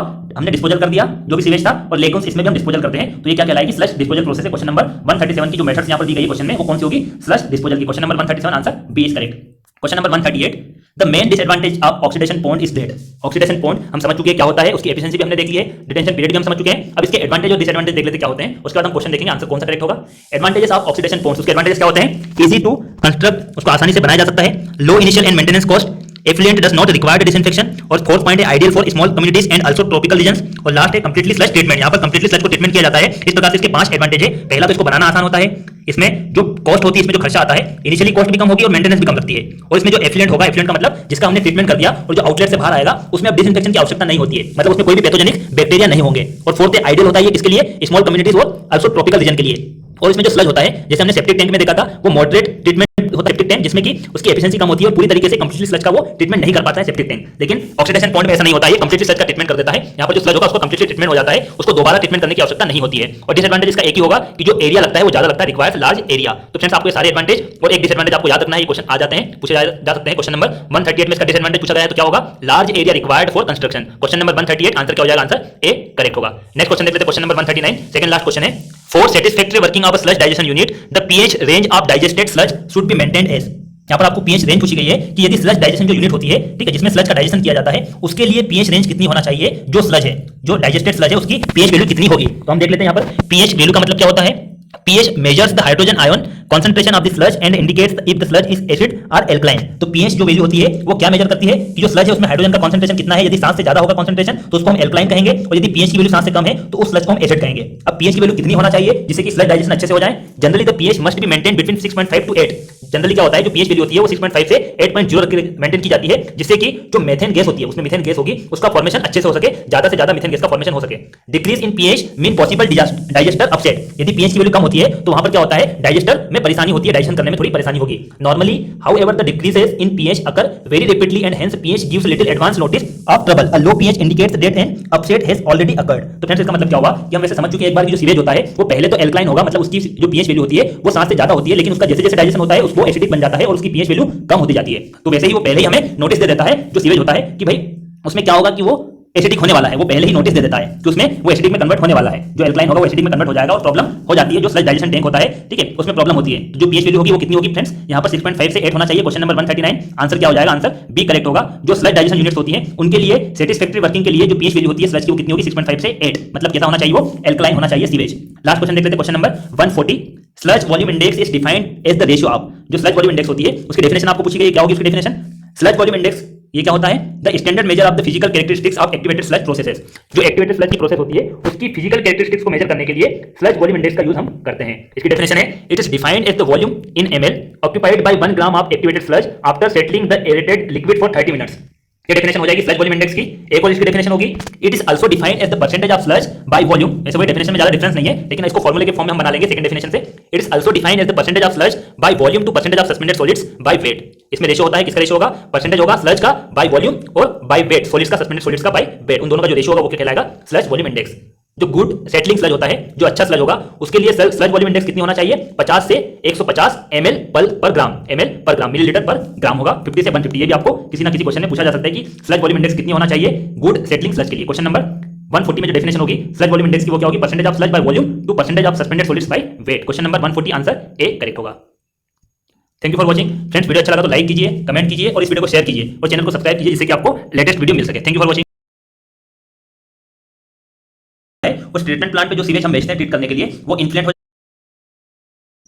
हेलो गाइस, इस वीडियो में हम डिस्कस करेंगे एनवायरमेंटल इंजीनियरिंग के ऑब्जेक्टिव क्वेश्चंस, क्वेश्चन नंबर 141 से क्वेश्चन नंबर 150 तक। Question number 141, for normal sludge the value of sludge index for Indian conditions is. आपको नॉर्मल स्लज के लिए पूछा गया है कि स्लज इंडेक्स कितनी होगी इंडियन कंडीशंस के अकॉर्डिंग। तो फ्रेंड्स, यदि आपने लास्ट वीडियो नहीं देखा है तो पहले वो देखिए, उसमें क्वेश्चन नंबर 140 लास्ट वीडियो का लास्ट क्वेश्चन, ठीक है, इससे जस्ट पहले वाला जो वीडियो था क्वेश्चन नंबर 140, उसमें हम पढ़ चुके हैं स्लज वॉल्यूम इंडेक्स क्या होती है, उसकी दोनों डेफिनेशन हमने देखी थी और वहां पर हमने उसकी रेंज भी देखी थी कि यदि गुड स्लज इंडेक्स या गुड स्लज है, ठीक है, अच्छा स्लज है, उसके लिए स्लज इंडेक्स वैल्यू कितनी थी, 50 से 150। लेकिन यहाँ पर आपको क्या पूछा गया है, नॉर्मल स्लज के लिए। नॉर्मल स्लज के लिए हम देख लेते हैं कितनी होती है उसकी वैल्यू। यदि गुड स्लज आता है तो उसके लिए क्या होगी, 50 से 150। क्वेश्चन नंबर 140 में हम पढ़ चुके हैं, यहाँ भी हम डिस्कस कर लेते हैं। Question number 141, sludge volume index, the sludge volume index is a measure of the settleability of sludge. जो स्लज है उसकी सेटलेबिलिटी को मेजर करती है sludge volume index. Lower values of the sludge volume index indicate better sludge settleability. जितनी value कम होगी sludge volume index की, उतना ही अच्छा होगा स्लज सेटलेबिलिटी के लिए, वो ज्यादा सेटल होगा। It is defined as the volume in ml occupied by 1 gram of activated sludge. ठीक है, यहाँ पर वॉल्यूम होता है जो ऑक्यूपाई होता है by 1 gram of activated sludge after settling the aerated liquid for 30 minute. 30 minute के लिए उसको सेट करवाया जाता है। It is also defined as the percentage of sludge volume by volume to percentage of suspended solids by weight. तो ये ratio होता है, किसका रेशियो होगा, percentage of sludge by volume, ठीक है, percentage sludge by volume to percentage of suspended solid bye weight. तो इसकी यूनिट क्या हो जाएगी, ml पर ग्राम। यहाँ पर गुड सेटलिंग स्लज है, यदि अच्छा सेटलिंग स्लज है जो ज्यादा सेटल हो जाता है, उसके लिए स्लज इंडेक्स कितनी होती है, 50 से 150 ml पर ग्राम, मिलीलीटर पर ग्राम। नॉर्मल स्लज के लिए क्या होगी वैल्यू, 150 से 350। यहाँ पर आपको क्वेश्चन में पूछा नॉर्मल स्लज, उसके लिए आंसर क्या हो जाएगा, हमारा आंसर सी करेक्ट होगा, 150 से 350, ठीक है, 350 तक उसकी रेंज होगी, 150 से 350, answer C is correct. Next question है question number 142, When there is no recirculation of sewage, then recirculation factor is। हम पहले पढ़ेंगे सर्कुलेशन, रिसर्कुलेशन क्या होता है, ठीक है, रिसर्कुलेशन ऑफ सीवेज की मीनिंग्स क्या होगी, उसके बाद हम देखेंगे रिसर्कुलेशन रेशियो क्या होता है, देन हम समझेंगे रिसर्कुलेशन फैक्टर क्या होगा सीवेज के लिए। पहले हम देख लेते हैं रिसर्कुलेशन क्या होगा। In high rate trickling filter the effluent is again sprinkled over the filter media which is known as recirculation. तो फ्रेंड्स, जो ट्रिकलिंग फिल्टर होता है, यदि वो हाई रेट ट्रिकलिंग फिल्टर है, मतलब वो जो सीवेज उसको ज्यादा प्यूरिफाई करता है, तो क्या किया जाता है कि उसमें जो एफ्लुएंट है, एफ्लुएंट का मतलब एक बार उसका फिल्टर हो चुका है, ट्रिकलिंग फिल्टर की सहायता से सीवेज का फिल्टर हुआ और वो जब उससे आउटलेट से बाहर निकलता है तो वो कहलाएगा एफ्लुएंट। ठीक है, उसको दोबारा क्या किया जाता है, उस फिल्टर में भेजा जाता है। ठीक है, कुछ पार्ट्स को पूरा तो नहीं भेजते हैं, जितना भी एफ्लुएंट आया है उसको 100% हम नहीं भेजते हैं, उसमें से कुछ पार्ट दोबारा हम क्या करते हैं, ट्रिकलिंग फिल्टर में भेज देते हैं, जिससे कि उसका दोबारा से फिल्टर हो सके। वो कहलाएगा रिसर्कुलेशन, मतलब हमने जो एफ्लुएंट हुआ है उसको दोबारा सर्कुलेट किया है उसी फिल्टर में। In high rate trickling filter the effluent is again sprinkled over the filter media which is known as recirculation. अब हम रिसर्कुलेशन रेशियो की डेफिनेशन देख लेते हैं। Recirculation ratio is the ratio of recirculate flow to the total flow of raw sewage. यहाँ पर आपको recirculation ratio की डेफिनेशन दी गई है कि कितना फ्लो हमने रिसर्कुलेट करवाया है डिवाइडेड बाय टोटल फ्लो कितना था रॉ सीवेज का। इसको हम समझ लेते हैं। ये ट्रिकलिंग फिल्टर है, ट्रिकलिंग फिल्टर, इसमें ये रॉ सीवेज आया है, क्वांटिटी इसकी कितनी है, Q1। इसमें रॉ सीवेज एंटर किया है, इसके बाद यहाँ से एफ्लुएंट आएगा, ये एफ्लुएंट है, ठीक है, ये एफ्लुएंट है। इसमें से क्या होता है, कुछ पार्ट्स तो ट्रीट हो जाता है, लेकिन कुछ पार्ट्स को हम दोबारा भेज देते हैं ट्रिकलिंग फिल्टर में, ये हो जाएगा रिसर्कुलेटेड सीवेज। ठीक है, ये होगा रिसर्कुलेटेड सीवेज Q2। तो यहाँ पर Q2 डिवाइडेड बाय Q1, ये होगा रिसर्कुलेशन रेशियो, ये recirculated flow divided by total flow of raw sewage, ये कहलाएगा रिसर्कुलेशन रेशियो। अब हम जो क्वेश्चन में पूछा गया है रिसर्कुलेशन फैक्टर, उसकी डेफिनेशन, उसका फॉर्मूला क्या होता है, रिसर्कुलेशन फैक्टर का 1 प्लस रिसर्कुलेशन रेशियो। अब हम क्वेश्चन से देख लेते हैं रिसर्कुलेशन रेशियो कितना होगा। When there is no recirculation, यदि रिसर्कुलेशन नहीं किया जाता है तो इसका मतलब क्या होगा फ्रेंड्स, रिसर्कुलेशन नहीं हुआ है तो रिसर्कुलेशन रेशियो कितना हो जाएगा, 0 हो जाएगा। क्यों 0 होगा, क्योंकि रिसर्कुलेटेड फ्लो कितना है, 0 है, कोई भी फ्लो को रिसर्कुलेट नहीं किया जाता है। ठीक है, तो वो क्या हो जाएगा, रिसर्कुलेशन रेशियो 0 हो जाएगा। इसकी वैल्यू 0 रखेंगे तो रिसर्कुलेशन फैक्टर कितना हो जाएगा, 1। Question number 142 answer is B, B answer होगा करेक्ट। नेक्स्ट क्वेश्चन है question number 143। For the same solid content if the quantity of sludge with moisture content of 98% is X. Solid content same है और जब quantity यहाँ पर sludge की दी गई है कितनी है, एक्स है, कब, जब मॉइस्चर कंटेंट 98% हो। तो आपको फाइंड करना है क्वांटिटी कितनी होगी स्लज की, क्वांटिटी या वॉल्यूम फाइंड करना है जब मॉइस्चर कंटेंट कितना हो 96%। इसको हम फॉर्मूला देख लेते हैं, फॉर्मूला क्या होगा वॉल्यूम ऑफ स्लज का या क्वांटिटी ऑफ स्लज का क्या होता है, volume of sludge is directly proportional to 1/100 minus P, P हो जाएगा परसेंटेज ऑफ मॉइस्चर कंटेंट। इसको हम यहाँ पर परसेंट प्रोपोर्शनल का साइन है इसको हटाएंगे, ठीक है, दो सिंपल है, सॉलिड कंटेंट सेम है वहां पर दोनों में, तो क्या हो जाएगा V1 divided by V2 100 minus P2 divided by 100 minus P1। V1 हमें दिया गया है क्वांटिटी x है इस वेज की, तो उसके लिए परसेंटेज कितना, मॉइस्चर कंटेंट कितना 98%, तो यहाँ पर हमने P1 और V1 की वैल्यू रख दी, V1 x है और P1 कितना है 98%। जब मॉइस्चर कंटेंट 96% हो तो हमें V2 की वैल्यू निकालना है, क्वांटिटी निकालना है, तो ये इसको सॉल्व करेंगे तो कितना हो जाएगा, ये x/2 आएगा। इसको जब सॉल्व करोगे आप 100 माइनस 96 कितना होगा 4 डिवाइडेड बाई 100 माइनस 98 कितना हो जाएगा 2, तो ये कितना हुआ 2, मतलब x डिवाइडेड बाई V2 किसके बराबर हुआ 2। V2 जब लेफ्ट साइड आएगा तो V2 किसके बराबर हो जाएगा x/2 के बराबर। हम देख लेते कौन सा आंसर होगा, question number 143 answer B is correct, answer B होगा करेक्ट। नेक्स्ट क्वेश्चन है question number 144। A pipe which is installed in the house drainage to preserve the water seal of traps is called. आपको इसमें pipe के बारे में पूछा गया है कि वह कौन सा पाइप है जो हम हाउस ड्रेनेज के लिए इंस्टॉल करते हैं to preserve the water seal करने के लिए, ठीक है, वाटर से हम सील कर देते हैं जिससे कि जो फाउल गैसेस होगी वो बाहर ना आ सके, ठीक है, वो क्या होगी बाहर नहीं आएगी, उसको सील करने के लिए। यहां पर मैं समझा देता हूं आपको किस तरीके से पाइप होगा। ये एक ये पाइप है, इसमें वेस्ट जाएगा पाइप में, ठीक है, तो इसको क्या करते हैं, इसको इस तरीके से अरेंज कर देते हैं कि यहाँ पर ऊपर पानी रहे, यहाँ पर क्लीन पानी रहे, और ये जो वेस्ट था इसको पानी से इस तरीके से जो शेप रहेगा इसका, तो इसको पानी से फ्लो करवा दिया जाता है वेस्ट को, और यहाँ पर क्लीन वाटर रहेगा, यहाँ पर जो होगा वो क्लीन वाटर होगा, ठीक है, और क्लीन वाटर होगा इसका मतलब क्या हुआ कि ये वाटर से सील हो गया, ये जो पाइप है वाटर से सील हो गया, ठीक है, और ये फॉल गैसेस होगी वेस्ट वाटर से जो निकलेगी, फॉल गैसेस मीथेन और कार्बन डाइऑक्साइड और दूसरी गैसेस जो निकलती है वो गैसेस बाहर नहीं आएगी, हाउस में नहीं आ पाएगी, क्योंकि यहाँ पर वाटर से सील कर दिया गया है। अब वो कौन से पाइप से करते हैं वो आपको यहाँ पर क्वेश्चन में पूछा गया है, vent pipe, anti siphonage pipe, waste pipe या सॉइल पाइप। तो हम चारों को समझ लेते हैं कि पाइप की मीनिंग क्या होगी। वेंट पाइप किसे कहते हैं, पहले हम देखते हैं वेंट पाइप क्या होगा। Went pipe is open at top and bottom, जो वेंट पाइप होता है वो टॉप और बॉटम दोनों पे ओपन होता है to facilitate exit of foul gases, वो फैसिलिटी प्रोवाइड करेगा जो फॉल गैसेस है उसको एग्जिट करने के लिए, उसको बाहर करने के लिए। It is carried at least 1 metre higher than the roof level, जो रूफ होता है उससे कम से कम इसको 1 मीटर हाई रखना है, वो हो जाएगा वेंट पाइप। वेंटिलेशन के लिए, जनरली वेंटिलेशन के लिए जो फॉल गैसेस है उसको बाहर करता है, उसको वेंटिलेशन प्रोवाइड करता है। सेकंड है रेन वाटर पाइप, ये आपको ऑप्शन में नहीं दिया गया लेकिन फिर भी हम समझ लेते हैं, सिंपल है, रेन वाटर पाइप नाम से समझ में आ जाएगा आपको। It is a pipe which carries only the rain water, सिर्फ वो रेन वाटर कैरी करता है, वो कहलाएगा rain water pipe. Anti siphonage pipe क्या होता है, it is pipe which is installed in the house drainage to preserve the water seal of traps, जो कि आपको क्वेश्चन पूछा गया है, ठीक है, ये हाउस ड्रेनेज में इंस्टॉल किया जाता है, क्यों किया जाता है, क्योंकि प्रिजर्व करता है the water seal of traps. Waste pipe क्या होगा, baths, kitchen, basin etcetera are connected, जो वेस्ट पाइप होता है वो बाथरूम से, किचन से और बेसिन से जितना भी वेस्ट निकलता है वो वेस्ट पाइप से फ्लो करवाया जाता है, ठीक है। सॉइल पाइप क्या हो जाएगा, WC का फुल फॉर्म आपको पता होगा क्या होता है, वाटर क्लोजेट और यूरिनल्स, इनसे जितना भी वेस्ट निकलता है उस वेस्ट को जिस पाइप से फ्लो करवाया जाएगा वो क्या कहलाएगा, सॉइल पाइप।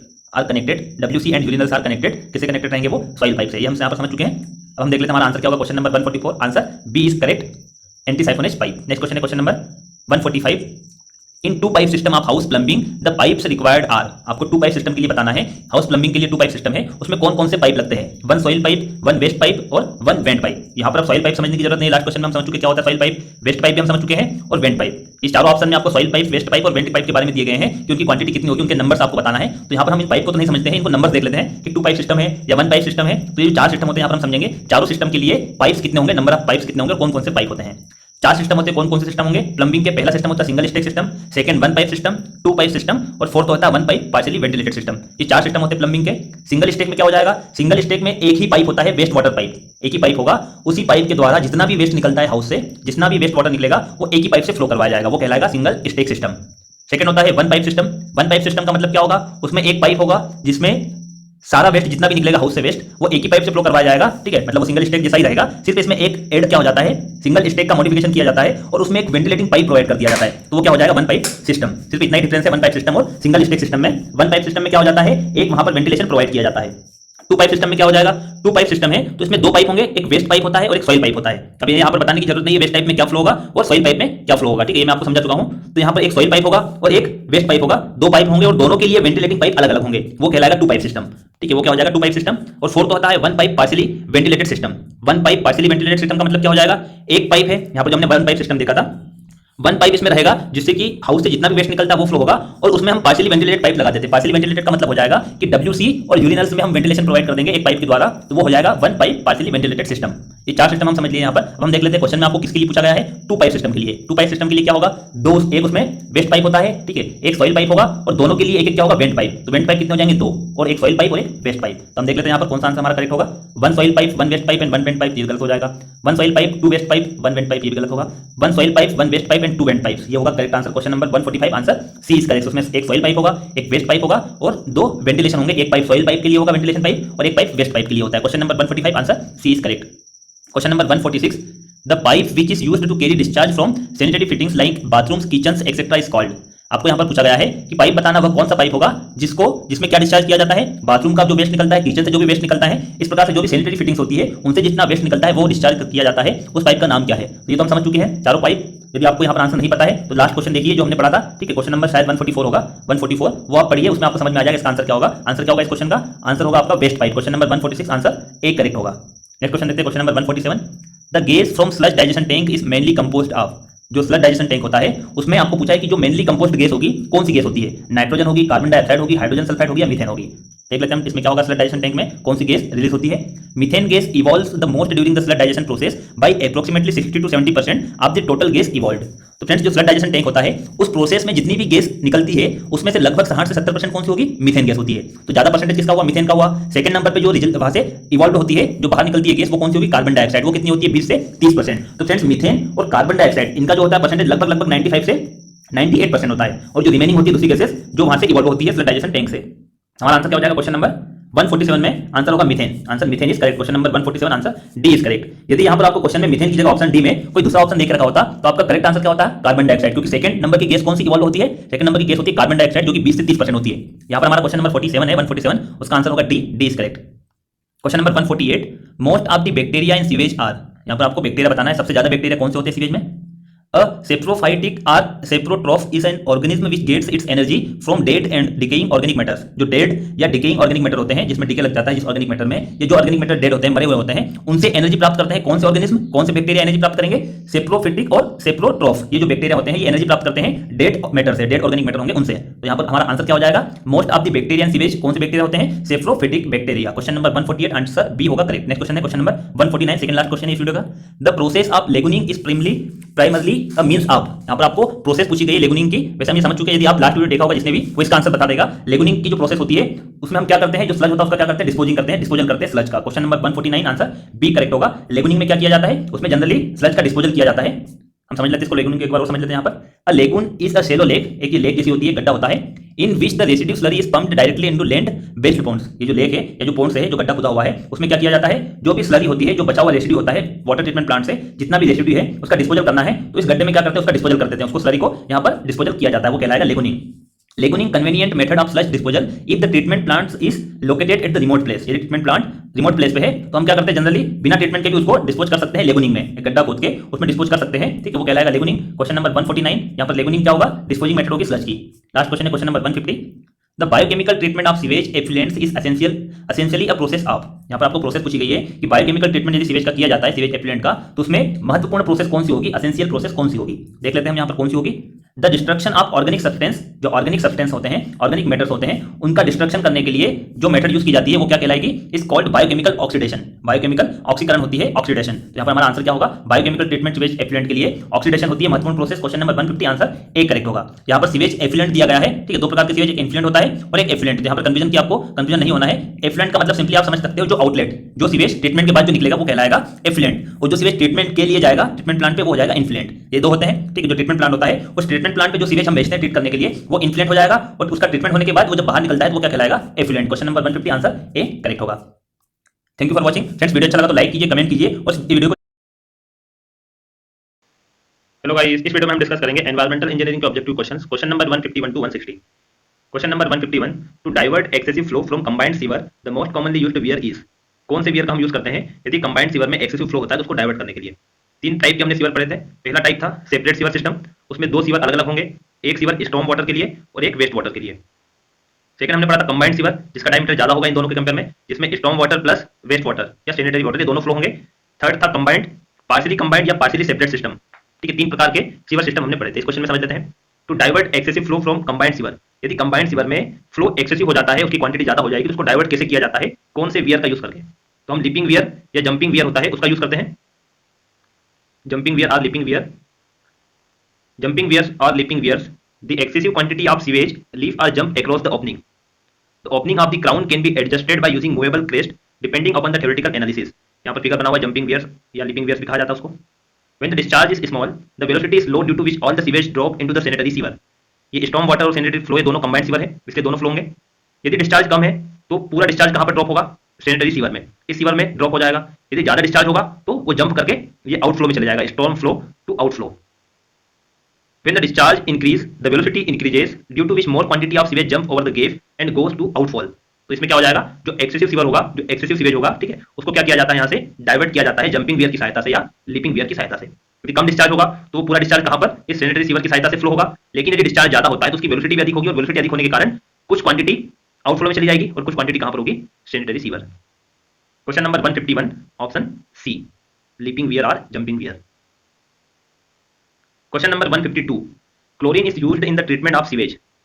क्लोरीन का क्या यूज होता है जब सीवेज को ट्रीटमेंट किया जाता है? Chlorine is used as a disinfectant in sewage treatment plant. Sewage is treated to remove all the chemical and biological hazards making it safe to release into water bodies. जब sewage को treatment किया जाता है तो उसमें जो भी chemical होते हैं या बायोलॉजिकल हैजार्ड्स जिससे हो सकते हैं उनको रिमूव किया जाता है क्लोरीन का यूज करके। क्लोरीन एक क्या है? डिसइंफेक्टेंट है, जो भी पैथोजेनिक बैक्टीरिया होते हैं उसको किल करता है क्लोरीनेशन की सहायता से। और उस वाटर को हम रिलीज कर सकते हैं वाटर बॉडीज में, जो नेचुरल रिवर होगी या नेचुरल लेक या जो नेचुरल वाटर बॉडीज है वहां पर उसको रिलीज किया जा सकता है, जो कि सीवेज है। यदि उसका हम ट्रीटमेंट करेंगे, उसको बिना ट्रीटमेंट के हम उस वाटर बॉडीज में यदि रिलीज करेंगे तो जो भी वहां पर एक्वेटिक लाइफ है, जलीय जीव है, उनको नुकसान हो सकता है, वो मर सकते हैं। इसलिए हम क्या करते हैं, सीवेज को पहले ट्रीट करते हैं, उसका ट्रीटमेंट करते हैं, ट्रीटमेंट करने के बाद उसको रिलीज किया जाता है वाटर बॉडीज में। मेन क्लोरीन का यूज क्या होता है? जो पैथोजेनिक बैक्टीरिया होते हैं उसको किल करने का यूज होता है। और उसका यूज और भी क्या होता है, जो स्कीमिंग टैंक होता है, एक टैंक होता है स्कीमिंग टैंक, उसका यूज क्या किया जाता है? स्कीमिंग टैंक का यूज होता है ऑयल और ग्रीस को सेपरेट करने के लिए। यदि हम क्लोरीन यूज करते हैं तो क्लोरीन भी उसमें हेल्प करती है ग्रीस सेपरेशन में। Question number 152 option A is correct. Chlorine is used in the treatment of sewage to help grease separation. Question number 153 in the design of grid chambers. Grid chamber क्या होता है? Grid chambers are basin to remove the inorganic particles to prevent damage to the pump and to prevent their accumulation in flush digesters. जो inorganic particles होते हैं उनको remove किया जाता है ग्रिड चैम्बर में, जिससे कि क्या होता है, जो पंप होता है वो डैमेज होने से बच सके। डिजाइन क्या होती है ग्रिड चैम्बर की? जब डिजाइन की जाती है तो उसमें डिटेंशन पीरियड कितना होता है? The detention period for grid chambers में वेरी फ्रॉम 45 टू 90 सेकंड। कितना होता है? 45 से 90 सेकंड लिया जाता है ग्रिड चैम्बर में डिटेंशन पीरियड को। Detention period of 60 second is usually adopted in the design of grid chamber. Generally 1 minute होता है डिटेंशन पीरियड ग्रिड चैम्बर का। आप समझते हैं डिटेंशन पीरियड क्या होता है? डिटेंशन पीरियड का मतलब होता है एक चैम्बर है, ये डेफिनेशन सभी के लिए होगी, सेडिमेंटेशन टैंक में भी सेम डेफिनेशन होगी डिटेंशन पीरियड की। यहाँ पर हम समझ लेते हैं, एक पार्टिकल है, ठीक है, ये पार्टिकल इनलेट से आउटलेट तक आने में कितना समय लगेगा, वो टाइम कहलाता है डिटेंशन पीरियड।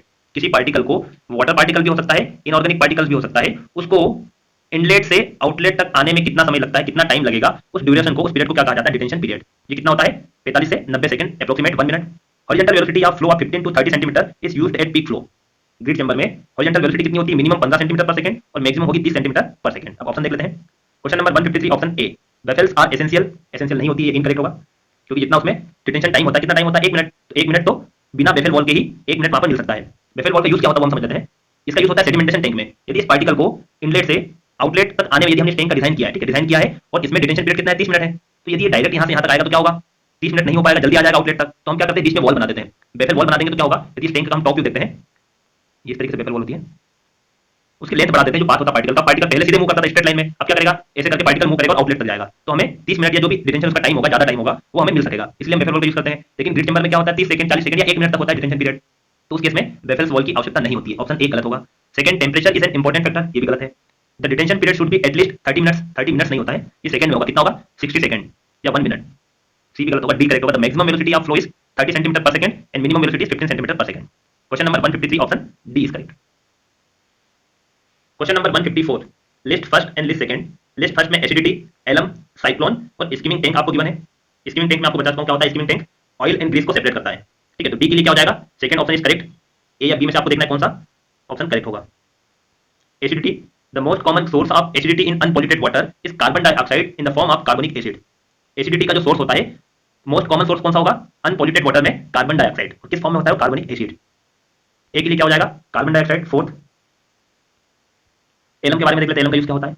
एल्यूमिनियम सल्फेट और alum is used as a flocculant to remove unwanted colour and turbidity from water supply. Water supply से कलर और टर्बिडिटी को रिमूव करना है तो हम किसका यूज करते हैं, एलम का। तो उसका फुल फॉर्म क्या हो जाएगा, aluminium sulphate. Alum is very effective coagulant for water treatment and is most commonly used. It is quite cheap from excellent stable floc and does not require any skilled labour या skilled supervision. Alum के बारे में यहाँ पर दिया हुआ है। तो एलम का यूज क्या होता है, flocculation. Third, C, cyclone. Cyclone separators are simply cyclones are separation device, dry scrubbers होता है, that use the principle of inertia to remove particulate matter from few gases. जो एयर पोल्यूशन होता है, जहां पर एयर पोल्यूशन होता है वहां पर यूज किया जाता है साइक्लोन सेपरेटर्स। वो क्या करता है, जो पार्टिकुलेट मैटर्स होते हैं फ्यू गैसेस में, उसको सेपरेट कर देता है या उसको रिमूव कर देता है, साइक्लोन सेपरेटर या सिंपली साइक्लोन भी उसको कहा जाता है। सी, साइक्लोन के लिए क्या हो जाएगा, फर्स्ट और लास्ट है skimming tank. Sewage contains suspended and floating matters in it. जो सीवेज होता है उसमें सस्पेंडेड मैटर्स भी होंगे और फ्लोटिंग मैटर्स भी होंगे। The suspended matters are of large size such as tree leaves, paper, gravel, timber pieces etcetera, as well as of small size such as sand silts etcetera. The large size suspended and floating matters can be removed by passing sewage through screen. Screen का use किया जाता है, जिससे जो large size के suspended और floating matters होंगे उनको रिमूव किया जाता है स्क्रीन की सहायता से। The process of removing the large matters from sewage by passing it through screen is called screening. The floating matter such as oil, grease, etc. are removed from the sewage by skimming tanks, and this process of removing is called skimming. Correct क्या होगा, acidity, carbon dioxide, A fourth, alum fluctuation, cyclone particulate matter, skimming tank oil and grease. Option A is correct. Question number 155, if the diameter of the main pipe is taken less than economic diameter, then यदि जो main diameter होता है उसका यदि हमने diameter कम कर दिया है इकोनॉमिक डायमीटर से तो क्या होगा। If diameter is less than economic diameter, then cost of pipe will be less, but head loss will be high. Hence cost of pumping will be more. अब समझिए इसको क्या होगा, इकोनॉमिक डायमीटर है, ठीक है, ये इकोनॉमिक डायमीटर था, लेकिन आपने जो डायमीटर यूज किया है उसका डायमीटर कम है, किससे कम है, इकोनॉमिक डायमीटर से। तो इस केस में क्या होगा, डायमीटर कम होगा तो इसकी कॉस्ट तो कम आएगी। डायमीटर आपने कम लिया है तो उसकी कॉस्ट कम आएगी, लेकिन हेड लॉस ज्यादा होगा उसमें। Then cost of pipe will be less, but head loss will be high. Head loss अधिक होगा, और हेड लॉस अधिक होगा तो पंपिंग में कॉस्ट ज्यादा आएगी, और ओवरऑल जो कॉस्ट होगी वो क्या हो जाएगी, अधिक हो जाएगी। तो जो पाइप का डायमीटर होता है वो कितना लेना चाहिए आपको, इकोनॉमिक डायमीटर के बराबर। जो इकोनॉमिक डायमीटर होता है यदि आप इससे कम लोगे या ज्यादा लोगे तो दोनों में क्या होगा, ओवरऑल कॉस्ट ज्यादा आएगी। डायमीटर कम लोगे तो क्या होगा, उसका डायमीटर कम है तो पाइप की कॉस्ट तो कम होगी, लेकिन हेड लॉस ज्यादा होगा उसमें, और हेड लॉस ज्यादा होगा तो पंपिंग जहां पंप करना पड़ेगा पानी को, वहां पर क्या होगा, पंपिंग में उसकी कॉस्ट बढ़ जाएगी। Head loss will be high, correct. Cost of pipe will be less, ये भी करेक्ट होगा। Cost of pumping will be less, less नहीं होगा, क्या होगा, हाई। थर्ड गलत है, option B. Question number 155, option B is correct. Question number 156, incrustation of tubewell pipes में रिजल्ट इन। इसकी डेफिनेशन देख लेते हैं। इनक्रस्टेशन का मतलब क्या होता है, the deposition of matters on the interior of pipes. Pipe के इंटीरियर में यदि मटेरियल्स का डिपोजिशन होने लगता है तो उसको हम क्या कहते हैं, इनक्रस्टेशन ऑफ पाइप। और यदि मटेरियल का डिपोजिशन होगा तो उसका डायमीटर कम होगा, ठीक है। डायमीटर कम होगा इसका मतलब cross section area of pipe decrease, तो एरिया डिक्रीज होगा तो डिस्चार्ज भी क्या हो जाएगा, रिड्यूस होगा। Reduced discharge from tubewell, option C is correct. Option D is correct for corrosion of tubewell pipe. यदि कोरोजन होता है पाइप में तो उसके कारण क्या होगा, excessive discharge of sand with water. Excessive discharge होगा सेंड का वाटर के साथ। Question number 156, option C is correct. Question number 157, the maximum velocity occurs in an egg-shaped receiver when the ratio of depth of flow to vertical diameter is। Depth of flow कितनी होगी, एक shaped है, ये vertical diameter है, तो आपको depth of flow small D, ratio आपको बताना कितना होगा, स्मॉल डी बाई डी। 0.81 होता है स्मॉल डी बाई डी, इसका डेरिवेशन होगा, डेरिवेशन यहाँ पर नहीं हम डिस्कस करेंगे। ऑप्शन सी होगा, the maximum velocity occurs in an egg-shaped receiver when the ratio of depth of flow to vertical diameter is 0.81। Option C is correct. Question number 158, shrouding is provided in slotted pipe tubewell, cavity type tubewell, strainer type tubewell. तो पहले तो समझते हैं होता क्या है श्राउडिंग का मतलब क्या होगा। Well shrouding, the shrouding is a layer of coarse material such as gravel and coarse sand interposed in the annular space between the well pipe and the aquifer soil. It is also essential in a slotted type tubewell where wire mesh is not used. Slotted type tubewell में भी इसका use किया जाता है जहां पर कि wire या मेश का यूज नहीं किया जाता है। अब यहां पर हम समझ लेते हैं स्लॉटेड, केविटी और स्ट्रेनर, इन तीनों को हम समझेंगे, ठीक है। ऑप्शन तो क्या हो जाएगा हमारा, ऑप्शन ए यहां पर करेक्ट होगा। स्लॉटेड पाइप ट्यूबवेल है, ये ग्राउंड लेवल है, ये पाइप, ये ट्यूबवेल है, ये एक्विफर सॉइल है,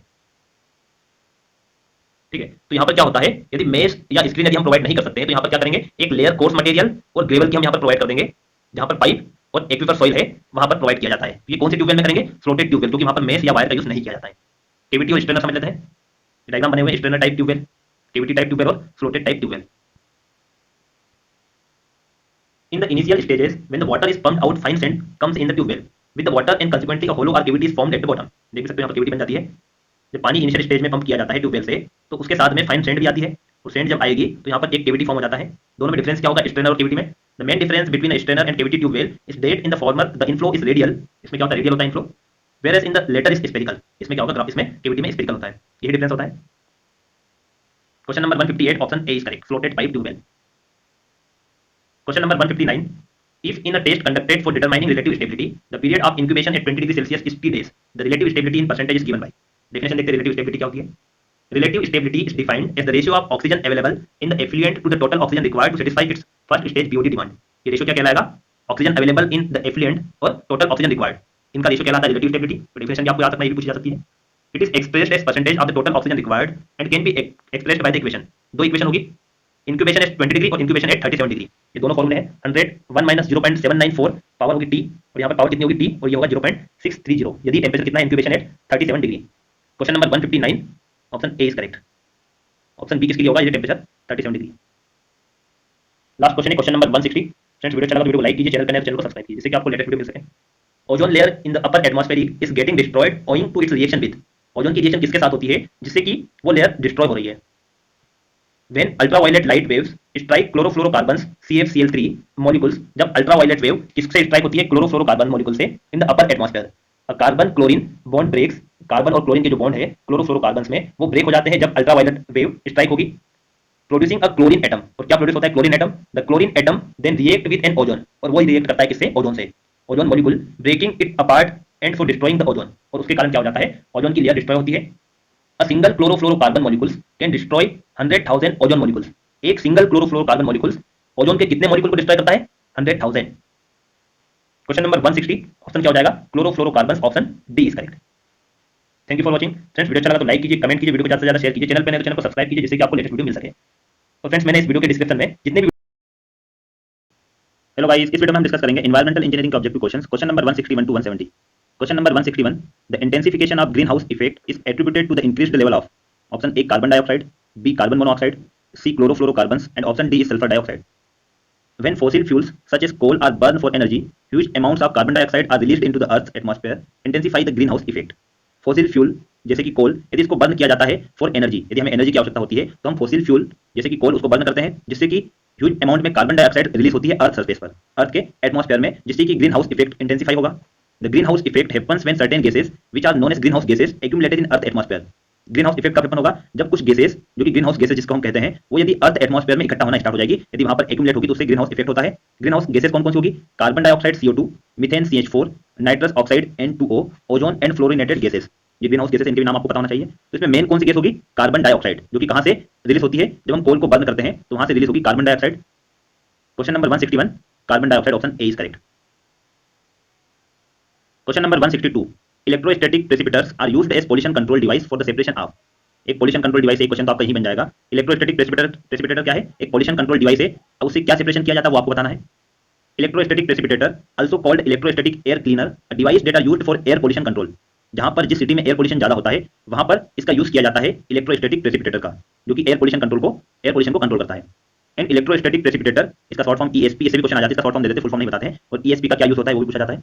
is a filtration device that removes fine particles like dust and smoke from a flowing gases. जो गैस है उससे डस्ट और स्मोक को रिमूव किया जाता है इलेक्ट्रोस्टैटिक प्रेसिपिटेटर की सहायता से।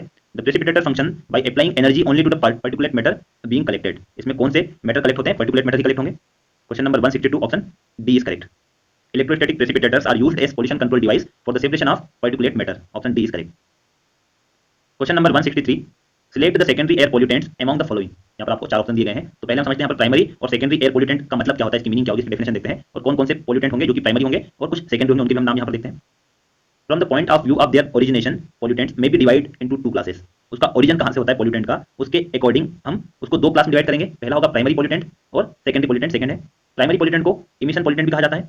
प्राइमरी पोल्यूटेंट कौन सा होगा, primary pollutants are emission pollutant are directly emitted from the process such as fossil fuel consumption, volcanic eruption and factories. Simple definition है, प्राइमरी पोल्यूटेंट का मतलब होता है जिससे कि डायरेक्ट पोल्यूशन होता है, जैसे फॉसिल फ्यूल है, इसका जब यूज किया जाता है, इसका जब कंजम्पशन होता है तो उस प्रोसेस में जो इमिट होगा, ठीक है, जो इमिटेड होता है, जो रिलीज होगा उससे पोल्यूटेंट होगा, तो ये डायरेक्टली पोल्यूटेंट होता है। वोल्केनिक इरप्शन या फैक्ट्रीज, उनसे भी जो पोल्यूशन निकलता है उससे हमारा एटमॉस्फेयर पोल्यूटेंट होगा, ठीक है। एटमॉस्फेयर के पोल्यूशन के कारण क्या होगा, ये कहलाएगा प्राइमरी पोल्यूटेंट, क्योंकि डायरेक्ट एटमॉस्फेयर को पोल्यूटेंट करता है। The major primary pollutants are oxide of sulphur, या सल्फर डाइऑक्साइड भी कहा जाता है इसको, ऑक्साइड ऑफ नाइट्रोजन या nitrogen oxide, oxide of carbon, carbon dioxide भी कहा जाता है इसको, particulate matter, methane, ammonia and chlorofluorocarbons. ये कुछ एग्जांपल है यहाँ पर प्राइमरी पोल्यूटेंट जो कि एटमॉस्फेयर को डायरेक्टली पोल्यूट करते हैं। Secondary pollutants are not emitted directly. The secondary pollutants from when primary pollutants react with themselves or other components of the atmosphere. Secondary pollutant क्या होते हैं, जो प्राइमरी पोल्यूटेंट है, यदि दो प्राइमरी पोल्यूटेंट आपस में रिएक्शन करते हैं या एक प्राइमरी पोल्यूटेंट किसी और से रिएक्ट करता है और जो पोल्यूटेंट बनेगा वो कहलाएगा सेकेंडरी। वो क्या कहलाता है? Secondary pollutant. The secondary pollutants form when the primary pollutants react with themself और other components of the atmosphere. Most important secondary level air pollutants are ground level ozone, pen, smoke and pops. Question क्या है? Question में आपको secondary air pollutant पूछे गए हैं, ठीक है। सेकेंडरी के यहाँ पर नाम देख लो कौन कौन से होंगे सेकेंडरी एयर पोल्यूटेंट। आपको प्राइमरी के भी नाम याद होना चाहिए, ये भी पूछा जाता है। ऑप्शन देख लेते हैं। Ozone and carbon monoxide, option A तो गलत होगा। Option B PAN and ozone, ये करेक्ट होगा। Question number 163 option B is correct. Question number 164, the primary pollutant caused by incomplete combustion of organic matter is. कौन सा primary pollutant है जो incomplete combustion of organic matter के incomplete combustion के कारण होता है? The pollution that is most commonly generated by the combustion of organic compounds is carbon monoxide. जो ऑर्गेनिक कंपाउंड होते हैं उससे जो उसका यदि कंबशन होता है तो उससे जो पॉल्यूशन होगा तो उसमें कॉमनली या जो जनरली जनरेट होता है वो क्या होता है? Carbon monoxide. Carbon monoxide is a compound containing one carbon atom and one oxygen atom, therefore giving its formula CO। Carbon monoxide को CO से रिप्रेजेंट करते हैं। It result from the incomplete combustion of organic compounds such as wood, coal, oil and natural gas. इन organic compound कौन से होंगे? Organic compound का मतलब वुड, कोल, ऑयल और नेचुरल गैस। जब इनका कंबशन होता है और इनकम्प्लीट होगा तो उससे जो रिलीज होता है वो होता है carbon monoxide. Question number 164 option B is correct, carbon monoxide. Question number 165, select the primary air pollutants among the following. ये तो हम पढ़ चुके हैं कौन कौन से होते हैं प्राइमरी एयर पोल्यूटेंट, ठीक है, इनके नाम आपको यहाँ पर याद रखना है। क्वेश्चन नंबर 165, सल्फर डाइऑक्साइड और nitrogen oxide, option A is correct. Question number 166, the specified standard under US ambient air quality standard for SO2, NO2 and CO respectively are. इनकी लिमिट आपको बताना, लिमिट क्या होगी, एक टेबल याद करना आपको। The clean air act in US requires the environment protection agency to set national ambient air quality standard. Pollutant के नाम यहाँ पर दिए गए पहले कॉलम में, carbon monoxide CO, nitrogen dioxide, sulphur dioxide और ओजोन। एवरेजिंग टाइम और स्टैंडर्ड वैल्यू इनकी गिवन है, कितनी होगी standard value?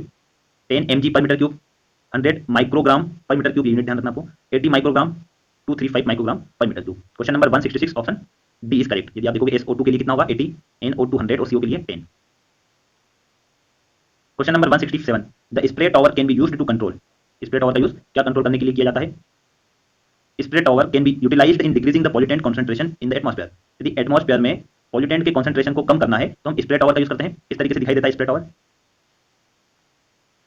Many nozzles are placed across the tower at different heights to spray all of the gas as it move up through the tower। Tower पे देख सकते हैं spray tower, इसमें nozzles लगी गई है। The reason for using many nozzles is to maximize the number of fine droplets impacting the pollutant particles and to provide a large surface area for absorbing gas।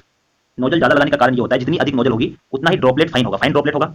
Theoretically, the smaller the droplet formed, the higher the collection efficiency achieved for both gaseous and particulate pollutant। यदि droplet का size कम होगा, जितना fine होगा उतनी ही efficiency ज्यादा होगी gaseous और particulate pollutant के लिए, दोनों के लिए। इसका मतलब क्या है कि जो स्प्रे टॉवर होता है उसका यूज किसके लिए किया जाता है? गैसियस एंड पर्टिकुलेट पॉल्यूटेंट दोनों के लिए। Question number 167 option C is correct, both A and B.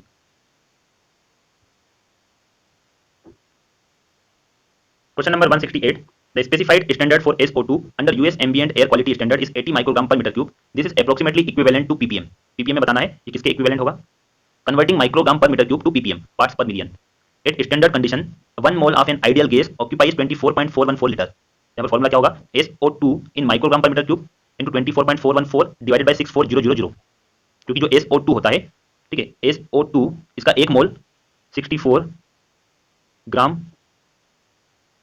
पर मोल, इसका जो वेट मास होता है SO2 का जो मास होगा वो कितना होता है? 64 ग्राम पर मोल। एक मोल में कितना होगा? 64 ग्राम। ये आपको 80 क्वेश्चन में गिवन है, 24.414 और 64000, ये आपको ग्राम में होता है, माइक्रोग्राम में हम यहाँ पर यूज करेंगे। 0.03 ppm, इसको सॉल्व करेंगे तो कितना होगा? 0.03 ppm। ये 64 ग्राम पर मोल होता है, आप यहाँ पर माइक्रोग्राम पर मोल करना है तो क्या करोगे? 1000 से मल्टीप्लाई करोगे। Question number 168 option A is correct. Question number 169, the depletion of ozone in the outer atmosphere में रिजल्ट्स इन इंक्रीज्ड। ओजोन का डिप्लीशन होता है आउटर एटमॉस्फेयर में तो उसके कारण कौन सी डिसीज या कौन सी बीमारी इंक्रीज होगी? Ozone depletion is a major environmental problem because it increases the amount of ultraviolet radiation that reaches earth surface। यदि ओजोन का डिप्लीशन होता है तो वो एक सबसे बड़ी समस्या है इन्वायरमेंटल के पॉइंट ऑफ व्यू से, क्योंकि यदि ओजोन का डिप्लीशन होगा तो अल्ट्रावायलेट रे वो अर्थ सरफेस पे आएगी और उसके कारण क्या होता है? अल्ट्रावायलेट रे के कारण स्किन कैंसर होता है, मोतियाबिंद, genetic and immune system damage, ये सारी बीमारियां होती है यदि ओजोन का डिप्लीशन होता है और अल्ट्रावायलेट रेडिएशन अर्थ सरफेस पे आएगी। Question number 169 option B. Question number 170 last question है, the rain is generally term as acidic if pH value of rain water falls below. ये आपको पता ही, एसिडिक और बेस हम कब कहेंगे? pH 7 ये न्यूट्रल कहलाएगा, less than 7 acidic, greater than 7 basic. Normal clean rain has a pH value of between 5 and 5.5 which is slightly acidic. यदि क्लीन रेन की हम बात करते हैं, वैसे जब बारिश होती है, जब क्लाउड से पानी आता है तो उस समय pH कितना होता है? 7 होगा, ठीक है। वो pH की वैल्यू उस समय कितनी होती है? 7 होती है। लेकिन एटमॉस्फेयर में कुछ गैसेस होती है, कुछ पॉल्यूशन होगा तो उसके कारण उसकी pH वैल्यू कम होती जाती है। जैसे जैसे पानी अर्थ सरफेस के नजदीक आता है वैसे ही उसकी pH वैल्यू कम होती जाएगी, ठीक है। यदि 5 से 5.5 के बीच है तो उसको हम नॉर्मल या क्लीन रेन कहेंगे, लेकिन यदि 5 से नीचे हो जाती है तो उसको कहा जाता है acid rain. However when rain combines with sulphur dioxide और नाइट्रोजन ऑक्साइड, जब बारिश होती है क्लाउड से जब पानी आता है और यदि वो कंबाइन हो जाती है सल्फर डाइऑक्साइड और नाइट्रोजन के साथ, produced from power plant and automobiles. और सल्फर डाइऑक्साइड और नाइट्रोजन कहां से प्रोड्यूस होती है? पावर प्लांट और ऑटोमोबाइल्स फैक्ट्री से। The rain becomes much more acidic, और जैसे ही सल्फर डाइऑक्साइड और नाइट्रोजन ऑक्साइड रेन के साथ कंबाइन होती है तो वो और एसिडिक हो जाती है बारिश, और यदि 5 से कम हो जाएगा पीएच वैल्यू तो वो क्या कहलाएगी? Acid rain. Acid rain has a pH of 5.0 और less is called acidic rain. Question number 170 option B is correct. Thank you for watching friends. Video अच्छा लगा तो लाइक कीजिए, कमेंट कीजिए, शेयर कीजिए, और चैनल पर नए तो चैनल को सब्सक्राइब कीजिए जिससे कि आपको लेटेस्ट वीडियो मिल सके। Thank you for watching. Hello guys, इस वीडियो में हम डिस्कस करेंगे एनवायरमेंटल इंजीनियरिंग के objective questions, question number 171 to 180। Question number 171, the acid rains are caused by the following pollutants. Acid rain कौन-कौन से पॉल्यूटेंट्स के कारण होती है? Acid rain is caused by the chemical reaction that begins when compounds like sulphur dioxide and nitrogen oxide are released into the air. जब sulphur dioxide और nitrogen oxide ये जब एयर में रिलीज होती है, ठीक है, ये दोनों पॉल्यूटेंट जब एयर में रिलीज होते हैं तो उसके कारण क्या होती है? एसिड रेन होगी। कैसे होगी उसको हम समझेंगे। This substance can rise very high into the atmosphere. Sulphur dioxide और नाइट्रोजन ऑक्साइड ये एटमॉस्फेयर में ज्यादा हाइट पर चले जाते हैं, very high into the atmosphere, where they mix and react with water, oxygen and other chemicals to form more acidic pollutants known as acid rain. Sulphur dioxide और nitrogen oxide atmosphere में ज्यादा height तक जाकर water और oxygen के साथ वो react करते हैं, ठीक है, इनकी रिएक्शन होती है। सल्फर डाइऑक्साइड और नाइट्रोजन ऑक्साइड की किसके साथ होगी? वाटर, ऑक्सीजन और अन्य जो केमिकल होंगे उनके साथ इसकी रिएक्शन होती है और वो वाटर को अधिक एसिडिक बना देते हैं, नॉन एज एसिड रेन। तो वहां पर फिर क्या होगी? एसिड रेन होगी। इसको हम डायग्राम से भी समझ लेते हैं। ओशियन रेन आपको पता होगा प्रेसिपिटेशन कैसी होती है। जो ओशियन है या जो वाटर बॉडीज होती है वहां से इवोपरेशन होता है, इवोपरेशन होकर क्लाउड बनते हैं, क्लाउड विंड से इनका मूवमेंट होता है, ठीक है, और इनका मूवमेंट होगा, ये फैक्ट्री से वहां से सल्फर डाइऑक्साइड और NO2 रिलीज होती है और वो उस क्लाउड के साथ मिल जाती है। उसमें जो ऑक्सीजन और वाटर होगी उससे रिएक्ट करती है। ये व्हीकल है, यहाँ से भी पॉल्यूशन होता है, तो जितना भी पॉल्यूशन होगा वो क्या होता है? पॉल्यूशन उस क्लाउड के आसपास उसके पास तक चला जाता है या उसके साथ मिक्स भी हो सकता है, वो रिएक्ट करता है। और जब बारिश होती है तो क्लाउड में तो जो पानी होगा वो प्योर वाटर होता है, ठीक है, जो क्लाउड में वाटर होता है वो प्योर वाटर होता है, लेकिन जब वो इनके साथ मिक्स हो जाता है, जो पॉल्यूटेंट है उनके साथ मिक्स होता है, और फिर जब बारिश होगी वो कहलाएगी एसिड रेन, उसको हम कहेंगे एसिड रेन। कौन कौन से पॉल्यूटेंट होते हैं? सल्फर डाइऑक्साइड और nitrogen oxide. Option B. Question number 171 option B is correct. Question number 172. To express sound levels in decibels, sound pressure level are usually adopted on the reference scale of. Sound level की आपको reference scale बताना है, कौन सी scale होगी, उसकी reference scale क्या होगी? Human ear audible sound pressure level range from 20 micropascal till 20 pascal. जो ह्यूमन ईयर होते हैं, ठीक है, वो मिनिमम 20 माइक्रोपास्कल की आवाज सुन सकते हैं और मैक्सिमम 20 पास्कल। ये रेंज होती है 20 से 20 माइक्रोपास्कल से पास्कल। यदि 20 माइक्रोपास्कल से कम वॉल्यूम होगा, कम साउंड होगा, तो उसको ह्यूमन के ईयर सुन नहीं पाएंगे। तो हमारी जो रेफरेंस स्केल होगी वो क्या होगी? 20 माइक्रोपास्कल, क्योंकि इससे कम आवाज तो हम सुन नहीं पाते हैं, इसलिए हमारी जो स्केल हमने ली है वो स्केल क्या ली है? जिस वॉल्यूम को, जिस साउंड को ह्यूमन सुन पाता है, ठीक है, वो सुन पाएगा, उसी को हम कहेंगे रेफरेंस स्केल। और ये जो होती है 20 माइक्रोपास्कल, ये होती है पेन थ्रेशोल्ड और ये hearing threshold. The scale use the hearing threshold of 20 micropascal or 20 into 10⁻⁶ pascal as the reference level. ये क्या हो जाएगी? रेफरेंस लेवल, क्योंकि ये वॉल्यूम हम सुन सकते हैं और इससे ज्यादा होगा तब भी सुन पाएंगे, और इसको कहा जाता है 0 डेसिबल। ये भी आपको पूछा जा सकता है। डेसिबल का मतलब रेफरेंस स्केल हमारी क्या हो गई? 20 माइक्रोपास्कल, और इसको हमने ले लिया 0 डेसिबल। ये क्या हो जाएगा? 0 decibel. Question number 172 option B. इसमें दो तीन क्वेश्चन बनते हैं। 20 माइक्रोपास्कल का साउंड हम सुन सकते हैं, इससे कम होगा तो हमें सुनाई नहीं देगा वो, इसलिए हमने रेफरेंस स्केल क्या लिया? 20 माइक्रोपास्कल।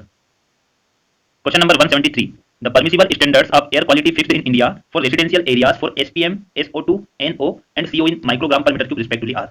इसके टेबल हम देख लेते हैं। Pollutants SPM, SO2, NO, CO, concentration of air, concentration of ambient air microgram पर मीटर क्यूब। यदि हम इंडस्ट्रियल एरिया की बात करते हैं तो यहाँ पर रेंज दी गई है, रेजिडेंशियल की वैल्यू दी गई है, और सेंसिटिव एरिया में भी यहाँ पर वैल्यू दी गई कितना पॉल्यूटेंट हो सकता है। ऑप्शन देख लेते हो, आपको क्या पूछा गया? किसके लिए है? Residential area. रेजिडेंशियल एरिया के लिए 280, 80, 2000 ऑप्शन बी। और भी आप देख सकते हैं यहाँ पर कंसंट्रेशन इंडस्ट्रियल एरिया के लिए 500, 120, 120, 5000। सेंसिटिव एरिया, सेंसिटिव एरिया में क्या होगा? हिल स्टेशन, रिजॉर्ट, इस टाइप की जहाँ पर सेंसिटिव एरिया होते हैं वहाँ पर 100, 30, 30,000। ये टेबल आपको याद रखना है। Question number 173 option B is correct. ये ऑप्शन भी आपको दिए गए हैं। इंडस्ट्रियल के लिए ऑप्शन दिया गया है, सेंसिटिव का भी ऑप्शन आपको गिवन है, देख सकते हैं यहाँ पर ABC। ये तीन ऑप्शन आपको, एक ऑप्शन रेजिडेंशियल के लिए है, एक इंडस्ट्रियल के लिए है और एक सेंसिटिव एरिया के लिए। Question number 174, the height of chimney required for effective disposal of 27 kg per hour of SO2। Formula height of chimney 14 into 27 1/3। 27 क्या है? इफेक्टिव डिस्पोजल ऑफ 27, जो इसका इमिशन हुआ है SO2 का, उसका इफेक्टिव डिस्पोजल कितना? 27 kg पर आवर। ये हम रख देंगे 27 पावर 1/3, तो कितना होगा? 3 हो जाएगा। 14 into 3 42 metre. Height of chimney 42 metre, simple formula है। Question number 175, if the actual height of stake is 150 metre and plume height is 8 metre, then the effective height of the stake is। यदि actual height जो है stake की वो कितनी 150 metre है और plume height कितनी 8 मीटर, तो इफेक्टिव हाइट कितनी होगी स्टेक की? दोनों को ऐड कर देंगे हम, दोनों को क्या करेंगे? ऐड करेंगे। चिमनी है, ठीक है, ये स्टेक है, इसकी हाइट कितनी दी गई? 150 मीटर है, और ये जो प्लूम है इसकी हाइट कितनी? 8 मीटर है, तो इफेक्टिव हाइट कितनी होगी स्टेक की? दोनों को ऐड कर देंगे। Effective stack height plus vertical plume rise 158 metre. Question number 175 option C is correct. Question number 176, when the adiabatic left rate is more than environmental left rate, then the ELR can be called as super adiabatic left rate, sub adiabatic left rate, dry, और last option है wet adiabatic left rate। The left rate is the rate at which temperature changes with height in the atmosphere. तो पहले हम समझते हैं left rate क्या होता है। द लेफ्ट रेट क्या होगा, rate at which temperature changes with height in the atmosphere. जैसे जैसे हम एटमॉस्फेयर में ऊपर की ओर जाते हैं तो टेम्परेचर में जो चेंजेस होगा वो कहलाएगा लेफ्ट रेट। टेम्परेचर इंक्रीज हो सकता है, डिक्रीज हो सकता है। अब इसमें हम देखते हैं एनवायरमेंटल लेफ्ट रेट और एडियाबेटिक लेफ्ट रेट, ये दोनों का मतलब क्या होगा। The environmental lapse rate is the actual rate at which the ambient temperature changes with height. Environmental का मतलब क्या हो जाएगा, जो एक्चुअल रेट है, ठीक है, एक्चुअल रेट जहां पर की टेम्परेचर चेंज होता है हाइट के साथ। और एडियाबेटिक लेफ्ट रेट का मतलब होगा is the rate at which the temperature of an air parcel changes in response to the compression और expansion associated with elevation change under the assumption that the process is adiabatic, that is no heat exchange occurs between the given air parcel and its surrounding। Adiabatic का मतलब क्या हो जाता है कि उसमें जो हीट होती है उसका ट्रांसफर नहीं होगा, उसको हम कहेंगे एडियाबेटिक। ये दिया भी है यहाँ पर। एडियाबेटिक का मतलब क्या होता है, no heat exchange occurs between the given air parcel and its surroundings. जो एयर पार्सल है जो कि एटमॉस्फेयर में ऊपर की ओर जा रहे हैं, ठीक है, उसमें जो हीट होगी और जो सराउंडिंग एरिया में जो हीट होगी वो एक्सचेंज नहीं होगी, उसको हम कहेंगे एडियाबेटिक प्रोसेस, वो कहलाएगी एडियाबेटिक प्रोसेस। तो दोनों की डेफिनेशन हम देख लिए। यहाँ पर आपको दिया गया है कि यदि adiabatic lapse rate more than environmental lapse rate है तो उसको हम कहेंगे सब एडियाबेटिक लेफ्ट रेट, वो क्या कहलाएगी, सब adiabatic lapse rate. Question number 176 option B is correct. Question number 177, when environmental lapse rate is more than adiabatic lapse rate then the environment is said to be. यदि environmental lapse rate ज्यादा है, ठीक है, तो हम उसको unstable कहेंगे, वो क्या कहलाएगी, अनस्टेबल। यदि एनवायरमेंटल लेफ्ट रेट कम है तो स्टेबल होगा, यदि दोनों बराबर है तो वो न्यूट्रल कहलाएगी। यहाँ पर हमारा ऑप्शन होगा 177 ऑप्शन बी इज करेक्ट। तो हम पढ़ चुके हैं इनकी डेफिनेशन। क्वेश्चन नंबर 178, गेट में क्वेश्चन आया हुआ है 99। Temporary hardness in water is caused by the presence of. Temporary hardness किसके कारण होती है, bicarbonate of calcium and magnesium, sulphates of calcium and magnesium, chlorides of calcium and magnesium, and last option is nitrates of calcium and magnesium. Hardness of water is the property of water which prevent lathering of the soap. Hardness का मतलब क्या हो जाता है कि water की property होती है हार्डनेस, जो कि यदि हम सोप के साथ जो लेदर होता है वो यदि फॉर्म नहीं होता है वो उसको रोकती है। जो सोप होता है, ठीक है, उसको लेदरिंग होने से प्रिवेंट करती है, वो क्या कहलाएगी, हार्डनेस। या सिंपल आप हिंदी में समझ सकते हो, जो साबुन होता है उसके साथ जो झाग आता है, यदि झाग नहीं आएगा या कम आता है, इसका मतलब वाटर हार्ड है। इससे लॉन्ड्री एक्सपांशन भी बढ़ जाता है हार्ड वाटर से यदि यूज किया जाता है। दो प्रकार की हार्डनेस होती है, टेम्पररी हार्डनेस और एक परमानेंट हार्डनेस। टेम्पररी हार्डनेस को कहा जाता है कार्बोनेट हार्डनेस और परमानेंट को नॉन कार्बोनेट हार्डनेस। टेम्पररी समझ लेते पहले क्या होगी। Temporary hardness is caused due to the presence of bicarbonates of calcium and magnesium. Calcium और मैग्नीशियम के बाइकार्बोनेट से टेम्पररी हार्डनेस होती है। और नाम से आपको समझ में आ रहा है क्या है, ये टेम्पररी है। टेम्पररी है इसका मतलब इसको आसानी से रिमूव किया जा सकता है वाटर में। वाटर में यदि टेम्पररी हार्डनेस है तो उसको सिंपल मेथड से हम क्या करेंगे, रिमूव कर देंगे। It can be removed easily by either boiling और by adding lime solution in the water. यदि हम सिंपली वाटर को बॉइल करते हैं या उसमें लाइम मिला देते हैं तो उससे टेम्पररी हार्डनेस रिमूव हो जाएगी। सेकंड है permanent hardness is due to the presence of sulfates, chlorides and nitrates of calcium and magnesium। Bicarbonate किसके होंगे, sulphates, chlorides and nitrates of calcium and magnesium. This is hardness can not be removed by boiling only. सिर्फ boiling से हम permanent hardness को remove नहीं किया जा सकता है, इसके लिए स्पेशल मेथड होती है, उसका यूज करते हैं जिससे कि परमानेंट हार्डनेस रिमूव हो सके। इसको कार्बोनेट हार्डनेस इसलिए किया जाता है क्योंकि बाइकार्बोनेट्स हैं कैल्शियम और मैग्नीशियम के, और इसमें कार्बोनेट कहीं भी आपको देखने को नहीं मिलेगा, इसीलिए यहाँ पर इसको क्या कहा जाता है, non carbonate. Question number 178 option A is correct. जो तीनों ऑप्शन दिए गए ये किसके लिए हो जाएगा, permanent hardness, B C D. Question number 179, blue baby disease in children is caused by the presence of excess. यदि वाटर में क्लोराइड्स, नाइट्रेट्स, फ्लोराइड्स और लीड, इसमें से क्या एक्सिस होगा, किसकी मात्रा यदि वाटर में ज्यादा हो जाए जिससे कि चिल्ड्रन में ब्लू बेबी डिसीज हो जाए। ये भी गेट में पूछा गया 99। पहला ऑप्शन आपको दिया गया क्लोराइड्स। यदि हम क्लोराइड की बात करते हैं, for portable water the amount of chloride should not exceed 250 ppm। 250 ppm से अधिक नहीं होना चाहिए क्लोराइड। कौन से वाटर में, portable water. The most common cause of blue baby syndrome in water contaminated with nitrates. यदि वाटर में नाइट्रेट्स हैं, ठीक है, तो उसके कारण क्या हो जाएगा, ब्लू बेबी सिंड्रोम। कैसे होता है वो, after a baby drinks formula made with nitrate rich water. यदि नाइट्रेट ज्यादा है और उसको यदि पिया जाता है उस वाटर को, तो उस वाटर को पीने से क्या होगा, the body convert the nitrates into nitrites. तो बॉडी उसको कन्वर्ट कर लेगी, नाइट्रेट्स को किस में कन्वर्ट करेगी, वो नाइट्राइट्स में। This nitrites bind to the haemoglobin in the body. Body में जो हीमोग्लोबिन है उससे नाइट्राइट्स बाइंड होगी और forming with haemoglobin which is unable to carry oxygen. वो ऑक्सीजन को कैरी नहीं कर पाती है और उससे क्या हो जाता है, उससे होगा ब्लू बेबी डिसीज। तो इसमें ऑप्शन क्या हो जाएगा, ऑप्शन बी करेक्ट होगा, नाइट्रेट्स। नाइट्रेट्स कन्वर्ट किसमें हो जाती है, नाइट्राइट्स में। सी ऑप्शन है fluorides. Fluorides are found in natural waters and are desirable at a minimum limit of about 0.6 ppm to 1.5 ppm to prevent dental caries and at a maximum of about 3 ppm to prevent molding of the teeth in infants। यहाँ पर आपको समझना होगा fluoride. Fluoride water में होना चाहिए, कितना होना चाहिए, मिनिमम 0.6 ppm होना चाहिए, जिससे कि क्या होगा, वो डेंटल जो होंगे, ठीक है, जो डेंटल होगा उसको प्रिवेंट करेंगे वो। और मैक्सिमम लिमिट कितनी होना चाहिए, 3 ppm, जिससे कि वो प्रिवेंट कर सके टीथ को मोल्डिंग से। यहाँ पर आपको लिमिट समझना होगी, लिमिट उसकी 0.6 मिनिमम है, मैक्सिमम 3 ppm है, 0.6 से 1.5 ppm के बीच होना चाहिए वो। ये लिमिट उसकी डिजायरेबल लिमिट है, इतनी होना चाहिए, लेकिन 3 ppm तक भी कंसीडर किया जा सकता है। The maximum limit permitted is 1.5 ppm। ये मैक्सिमम लिमिट परमिट कर देते हैं, लेकिन फिर भी 3 ppm भी होगा तो चल सकता है। लास्ट है लीड।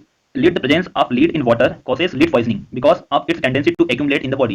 यदि लीड है वाटर में तो वो क्या हो जाता है, लीड पॉइजनिंग होगा। क्यों, क्योंकि ये बॉडी में इसकी जो टेंडेंसी होती है लीड की, वो क्या होती है, बॉडी में इकट्ठा होना, एक्यूमुलेट होना। Question number 179 option B is correct. Question number 180 GATE 99। Two samples of water A and B have pH values of 4.6 and 6.4 respectively. How many times more acidic sample A is than sample B? Question में आपको दो sample दिए गए, sample ए, sample B. Sample ए की pH value कितनी है, 4.6, sample B की pH value 6.4 है, तो एसिडिक कौन होगा, सैंपल ए। यदि दोनों को कंपेयर करेंगे तो ज्यादा एसिडिक कौन होगा? सैंपल ए, क्योंकि उसकी पीएच वैल्यू कम है सैंपल बी से। पीएच वैल्यू जितनी कम होती है, यदि 7 होगी तो उसको हम न्यूट्रल कहेंगे, 7 से जितनी कम होगी उतना ही वो एसिडिक होता जाएगा, और 7 से यदि अधिक होगी तो वो बेस कहलाएगा। क्वेश्चन में आपको गिवन है पीएच सैंपल ए के लिए कितना 4.4, सैंपल बी के लिए 6.4। फॉर्मूला क्या होता है? PH is equal to minus log 10 H plus.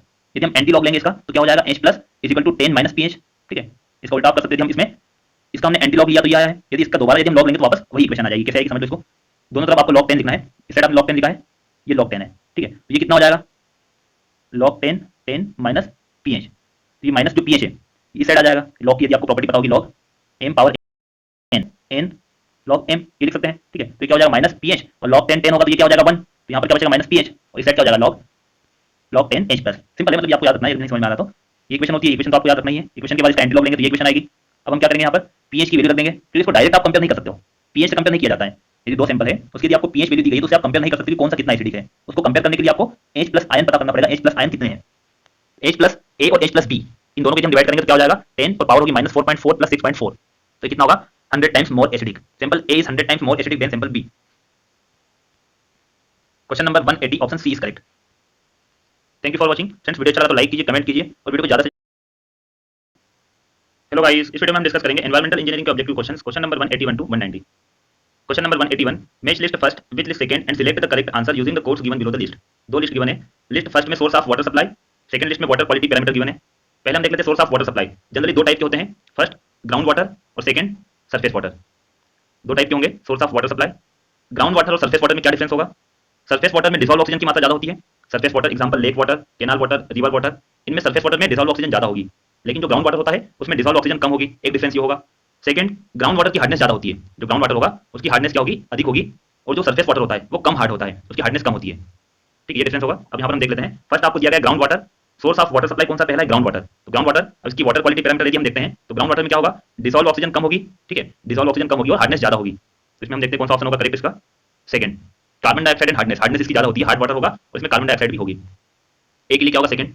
B, lake water at the bottom, lake water है और वो बॉटम की यदि हम बात करते हैं, ठीक है, यदि सरफेस होगा ये लेक है, लेक में जो बॉटम में जो वाटर है और टॉप पर जो टॉप में जो होगा उसमें तो डिसॉल्व ऑक्सीजन अधिक होगी, लेकिन बॉटम में क्या होगा? डिसॉल्व ऑक्सीजन की मात्रा कम होगी। तो बी के लिए क्या हो जाएगा? Low dissolve oxygen and colour, second first. C, canal water, canal water में क्या होगा? डिसॉल्व ऑक्सीजन हाई होगी, dissolve oxygen high and low organic content, organic content क्या होंगे? लो होगा और high dissolve oxygen. C third. D, river water in flood, river water में dissolve oxygen high है, लेकिन फ्लड वाटर की यदि बात करते हैं तो उसमें टर्बिडिटी होगी। ठीक है, टर्बाइड होगा, वो पानी मेला आपको दिखाई देगा। टर्बिडिटी को हिंदी में क्या कहेंगे? मेलापन। तो टर्बिडिटी है इसका मतलब वो फ्लड वाटर होगा। फ्लड वाटर में क्या होती है? टर्बिडिटी। तो डी के लिए क्या हो जाएगा? फिफ्थ। यहाँ पर हमारा करेक्ट आंसर क्या होगा? Second, first, third and fifth, option A is correct. Question number 182, figure 6.1 show roughly the daily mass curve of supply to and demand from a elevated service reservoir. The minimum required capacity of the reservoir is given by. आपको minimum required capacity बताना है reservoir की कितनी होगी। एक यहाँ पर आपको कर्व दिया गया है, ठीक है, डेली मास कर्व गिवन है। एक्स एक्सिस में time in hours, second Y axis पे क्या है? Volume in metre cube. ये सप्लाई है, ये हम वाटर सप्लाई करेंगे तो ये ग्राफ बन रहा है सप्लाई का, और डिमांड, ये डिमांड ग्राफ है। जैसे यहाँ पर हम पॉइंट, इस पॉइंट पे देखते हैं 6 आवर पे देखेंगे तो सप्लाई हम कम कर रहे हैं और डिमांड ज्यादा है। ठीक है, सप्लाई कम है और डिमांड क्या ज्यादा है, तो हमें क्या करना पड़ेगा? जो रिजर्वायर है उसकी कैपेसिटी इतनी रखना पड़ेगी, कितना पानी हमें स्टोर हमारे पास हो, बी कैपेसिटी का रिजर्वायर में रखना पड़ेगा। ठीक है, यदि हम यहाँ पर आगे जैसे बढ़ते हैं तो यहाँ पर सप्लाई बढ़ जाएगी और डिमांड कम होगी। तो डिमांड कम, इसका मतलब क्या है? पानी बचेगा हमारे पास, हमने सप्लाई किया ज्यादा पानी और डिमांड कम है, तो उस पानी को स्टोर करने के लिए हमें रिजर्वायर बनाना पड़ेगा। तो रिजर्वायर की मिनिमम कैपेसिटी कितनी होनी चाहिए? बी प्लस ए, बी प्लस ए होगी रिजर्वायर की मिनिमम कैपेसिटी। एक बार और इसको समझ लो आप। यहाँ पर यदि हम बात करते हैं 6 आवर की बात करते हैं, ठीक है, 6 आवर पे हमने पानी जो सप्लाई किया है, ये पानी सप्लाई किया है, लेकिन डिमांड कितनी है? 100 मीटर क्यूब की डिमांड है। ठीक है, ये बी जो दिया गया है ये कितना? 100 मीटर क्यूब। तो हमें क्या करना पड़ेगा? जब हमने पानी सप्लाई किया है, स्टार्ट किया है पानी सप्लाई करना, उस समय हमें कितनी डिमांड थी? 100 मीटर क्यूब। इसका मतलब होगा बी, तो रिजर्वायर में बनाना पड़ेगा बी कैपेसिटी का, जिससे कि उसमें 100 मीटर क्यूब पानी स्टोर हो सके। लेकिन यदि हम इस ग्राफ में आगे चलते हैं तो यहाँ पर यदि आप देखोगे तो सप्लाई हमने ज्यादा कर दिया पानी, लेकिन डिमांड कम है। तो सप्लाई ज्यादा करेंगे तो पानी कहाँ पर स्टोर करेंगे? वो हमें रिजर्वायर में स्टोर करना पड़ेगा। तो रिजर्वायर की कैपेसिटी कितनी होगी minimum? B plus A, option B is correct. Question number 182 option B is correct, A plus B. Question number 183, if present in water chlorination of water does not reduce the. Chlorination आपको पता होगा, chlorination का मतलब क्या होता है? Chlorination, chlorination हम क्यों करते हैं वाटर में? वाटर का क्लोरीनेशन इसलिए किया जाता है कि जो उसमें बैक्टीरिया होंगे उसको रिमूव किया जा सके, उसको किल किया जा सके, इसलिए हम क्लोरीनेशन करते हैं वाटर का। वाटर का क्लोरीनेशन बैक्टीरिया को किल करने के लिए या उसको रिमूव करने के लिए किया जाता है, लेकिन वो ऑक्सीजन जो उसमें डिसॉल्व ऑक्सीजन होगी, डीओ होगा, ठीक है, उस कंटेंट को रिड्यूस नहीं करता है chlorination. Question number 183 option D is correct. Question number 184, dechlorination of water is achieved by adding. Chlorination तो आपको पता ही, क्लोरीनेशन क्या होता है? वाटर में हमने क्लोरीन मिलाया, ठीक है, तो उसमें जो भी बैक्टीरिया होंगे वो किल होंगे, उसको रिमूव किया जाता है क्लोरीन मिलाकर, और कुछ मात्रा में उसमें क्लोरीन रेसिड्यू हो जाती है, मतलब बचा के रखते हैं हम, ठीक है, सारे बैक्टीरिया किल होने के बाद भी वाटर में कुछ क्लोरीन बची रहेगी, इतनी क्वांटिटी में हम क्लोरीन मिलाते हैं, जिसको कहा जाता है क्लोरीन डोज। और क्लोरीन डोज किसके बराबर होता है? Chlorine dosage is equal to chlorine demand plus residual chlorine. ये क्लोरीन डिमांड है, इतनी डिमांड क्लोरीन की है जिससे कि वाटर में प्रेजेंट बैक्टीरिया को किल कर सके और कुछ मात्रा में उसमें क्लोरीन बच सके। जो क्लोरीन बची रहती है वो क्या होगा, यदि फ्यूचर में वाटर में कोई बैक्टीरिया आएंगे तो इसको किल करने के लिए रेसिडुअल क्लोरीन का यूज किया जाता है, वो ऑटोमेटिक उस बैक्टीरिया को किल करेगी। तो ये तो क्लोरीनेशन होता है। डीक्लोरीनेशन का मतलब क्या होता है? यदि हमने वाटर में ज्यादा क्लोरीन मिला दी तो उसको डीक्लोरीनेशन करना पड़ता है। ठीक है, डीक्लोरीनेशन द पार्शियल और complete reduction of residual chlorine after treatment is called dechlorination. Partially या कंप्लीट रिडक्शन करना रेसिडुअल क्लोरीन का आफ्टर ट्रीटमेंट, उसको हम कहते हैं डीक्लोरीनेशन। क्लोरीनेशन अलग अलग टाइप की होती है, सिंपल क्लोरीनेशन है, super chlorination, dechlorination, pre chlorination, post chlorination, ये सारे टाइप हमने पढ़ लिए हैं क्लोरीनेशन के। क्लोरीनेशन यहाँ पर आपको डीक्लोरीनेशन देखना, तो डीक्लोरीनेशन हम किससे कर सकते हैं? सल्फर डाइऑक्साइड को ऐड करके वाटर में, सोडियम बाइसल्फेट, सोडियम थियोसल्फेट और एक्टिवेटेड कार्बन, इन चारों से हम डीक्लोरीनेशन कर सकते हैं। Sulphur dioxide in bigger plant it is mostly used, यदि बिगर प्लांट है तो वहां पर हम सल्फर डाइऑक्साइड का यूज करते हैं। स्मॉल प्लांट में सोडियम बाइसल्फेट और लेबोरेटरी में सोडियम सल्फेट और activated carbon it is used in small plant. तो आपको ऑप्शन देखना है, यदि इन चारों में से यदि आपको ऑप्शन में दो दिए गए हैं, ठीक है, तो आपको थोड़ा यहाँ पर समझना पड़ेगा। सोडियम सल्फेट ये तो होगा नहीं और सी भी नहीं होगा। अब आपको ए और डी में से देखना है, क्योंकि दोनों का यूज किया जाता है डीक्लोरीनेशन के लिए। सोडियम बाइसल्फेट स्मॉल प्लांट के लिए यूज होता है, सोडियम थियोसल्फेट लेबोरेटरी में यूज होगा। It is used mostly in laboratory test. तो फ्रेंड्स यहाँ पर मोस्ट एप्रोप्रिएट आंसर क्या हो जाएगा? Answer A, sodium thiosulphate. Question number 184 option A is correct. Question number 185 the efficiency of a sedimentation tank does not depend upon. Efficiency sedimentation tank की किस पर depend नहीं करती है? Detention time, depth of tank, length of tank, horizontal velocity of water. तो पहले हम sedimentation tank समझ लेते क्या होता है। Sedimentation is the process of removing suspended coarser particles in water by settling down them to the bottom of tank. For the particle to settle down, the flow velocity must be reduced. This process is carried out in structure called sedimentation tank or settling tank. Sedimentation का मतलब क्या होगा? एक process होती है, यदि water में coarse particle है, बड़े आकार के पार्टिकल है, तो उसको रिमूव किया जाता है। कैसे हम रिमूव करेंगे? उसको उस वाटर को कम वेलोसिटी से फ्लो किया जाता है, जिससे कि जो कोर्सर पार्टिकल है वो उस टैंक में सेटल हो जाएंगे। जिस टैंक में सेटल होते हैं उसको सेडिमेंटेशन टैंक कहते हैं और इस प्रोसेस को सेडिमेंटेशन कहा जाता है। Efficiency is nothing but the performance of sedimentation tank. Efficiency का मतलब क्या हो जाएगा कि सेडिमेंटेशन टैंक की परफॉर्मेंस कितनी है, कितने पार्टिकल को वो रिमूव करता है। It is maximum when the maximum amount of suspended particles in the raw water is separated. जो रॉ वाटर है उससे यदि मैक्सिमम अमाउंट सस्पेंडेड पार्टिकल्स के रिमूव किए जाते हैं तो उस टैंक की एफिशिएंसी भी क्या होगी? मैक्सिमम होगी। In sedimentation tank efficiency not depends, इसमें कर लेना आप यहाँ पर correct, not depends upon the depth of tank. Depth of tank पर डिपेंड नहीं करती एफिशिएंसी। बाकी जो तीन आपको दिए गए पॉइंट, उन तीनों पर डिपेंड करेगी सेडिमेंटेशन टैंक की एफिशिएंसी। कैसे डिपेंड करेगी वो भी हम समझ लेते हैं।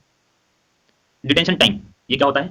डिटेंशन टाइम का मतलब होता है, सेडिमेंटेशन टैंक है, इसमें एक इनलेट होगा और एक आउटलेट होगा।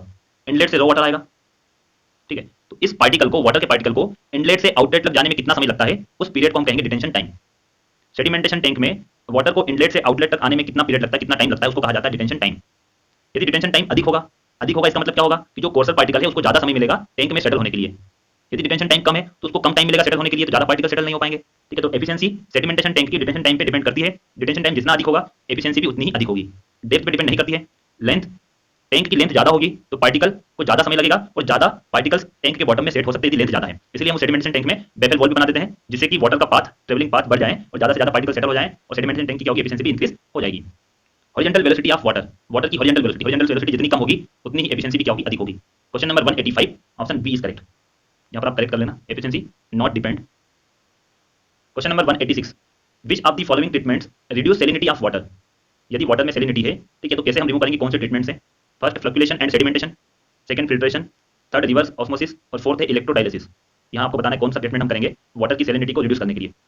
फ्लक्चुएशन एंड सेडिमेंटेशन का यूज किया जाता है जो कोर्सर पार्टिकल है और जो फाइन पार्टिकल है उसको रिमूव करने के लिए। तो पहला तो गलत हो जाएगा, पहले जो है उसका यूज क्या होता है? फाइन पार्टिकल और कोर्सर पार्टिकल को रिमूव करने के लिए।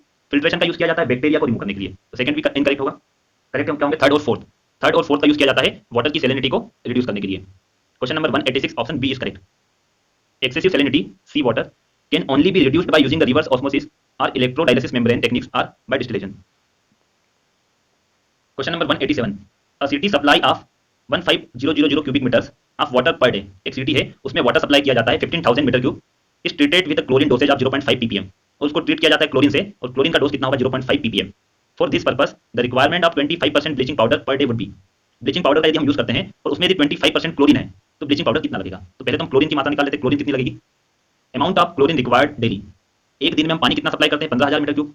क्लोरीन डोसेज कितना? 0.5 ppm। ppm का मतलब होता है mg पर लीटर, और यदि हम इसको कन्वर्ट करते हैं mg को kg से कन्वर्ट करेंगे तो 10 की पावर कितनी होगी? -6। लीटर से मीटर क्यूब करते हैं 10 की पावर -3।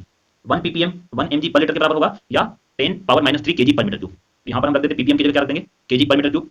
0.5 10 -3 मीटर क्यूब से मीटर क्यूब कैंसिल होगा, तो यहाँ पर आंसर क्या आएगा हमारा? kg में आंसर आएगा। Amount of chlorine required daily 7.5 kg। 15,000 metre cube पानी को ट्रीट करने के लिए 7.5 kg क्लोरीन की आवश्यकता होगी। आपको क्वेश्चन में पूछा गया है कि ब्लीचिंग पाउडर कितना लगेगा।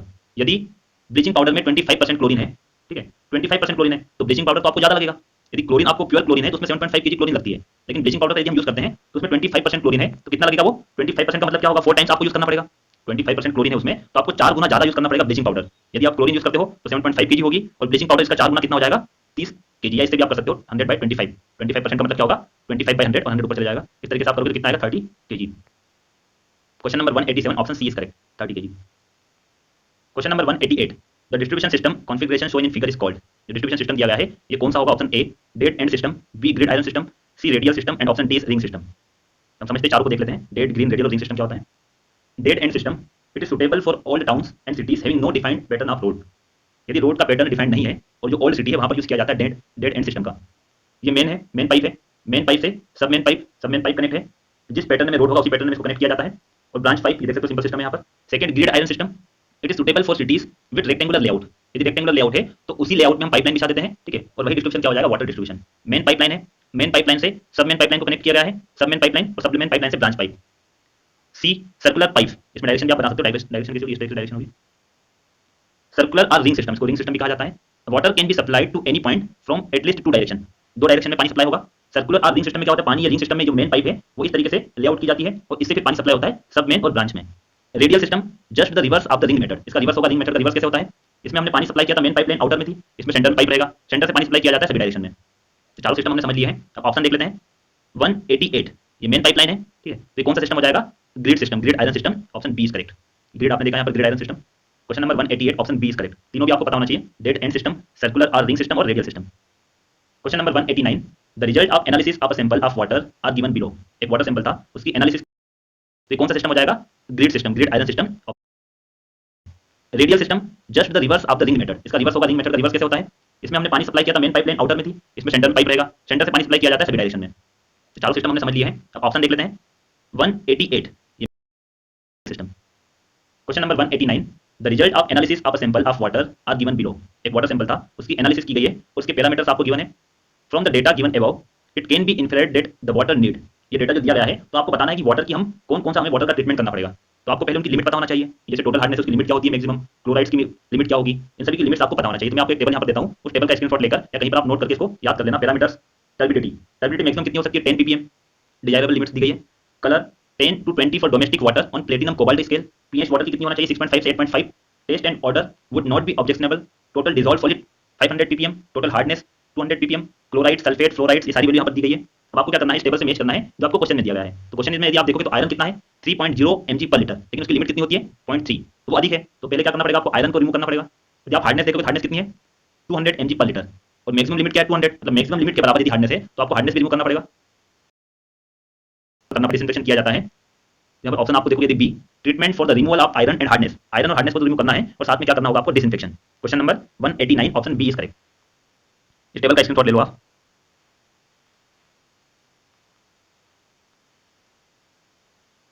क्वेश्चन नंबर 190 लास्ट क्वेश्चन है। Match list first with list second and select the correct answer. List first में आपको टाइप्स ऑफ पाइप दिए गए हैं और सेकंड में कौन से पाइप में कौन से जॉइंट का यूज किया जाता है वो आपको बताना है। तो इसको आपको रिमेंबर करना है। कास्ट आयरन पाइप है, इसमें कौन सा जॉइंट लगाया जाता है, spigot and socket joint, cast iron pipe में, सीआई पाइप में। AC pipe, asbestos cement pipe है, उसमें कौन सा जॉइंट हम यूज करते हैं, simplex joint. Plain ended pipe subjected to frequent vibration, यदि प्लेन एंडेड पाइप है उसमें यदि फ्रीक्वेंट वाइब्रेशन है, ठीक है, तो उसमें हम कौन सा यूज करेंगे, विक्टोरिक जॉइंट। जहां पर वाइब्रेशन होता है वहां पर कौन सा यूज किया जाता है, विक्टोरिक जॉइंट। और जीआई पाइप में स्क्रूड जॉइंट, ठीक है। इस तरीके से आप यदि देखोगे तो आंसर क्या होगा, answer B is correct. Question number 190 option B is correct. Thank you for watching friends. Video चला तो लाइक कीजिए। जहां पर वाइब्रेशन होता है वहां पर कौन सा यूज किया जाता है, विक्टोरिक जॉइंट, और जीआई पाइप में स्क्रूड जॉइंट, ठीक है। इस तरीके से आप यदि देखोगे तो आंसर क्या होगा, answer B is correct. Question number 190 option B is correct. Thank you for watching friends. Video चला तो लाइक कीजिए, कमेंट कीजिए, वीडियो को ज्यादा से ज्यादा शेयर कीजिए, चैनल पर नए तो चैनल को सब्सक्राइब कीजिए जिससे कि आप। हेलो गाइस, इस वीडियो में हम डिस्कस करेंगे एनवायरमेंटल इंजीनियरिंग के objective questions. Question number 191 to 200। Question number 191 the water supply to a house begins with the connection of the service pipe with the municipal water mains. The connection comprise first stopcock, second gooseneck, third ferrule, fourth water meter. The correct sequence of this connection is।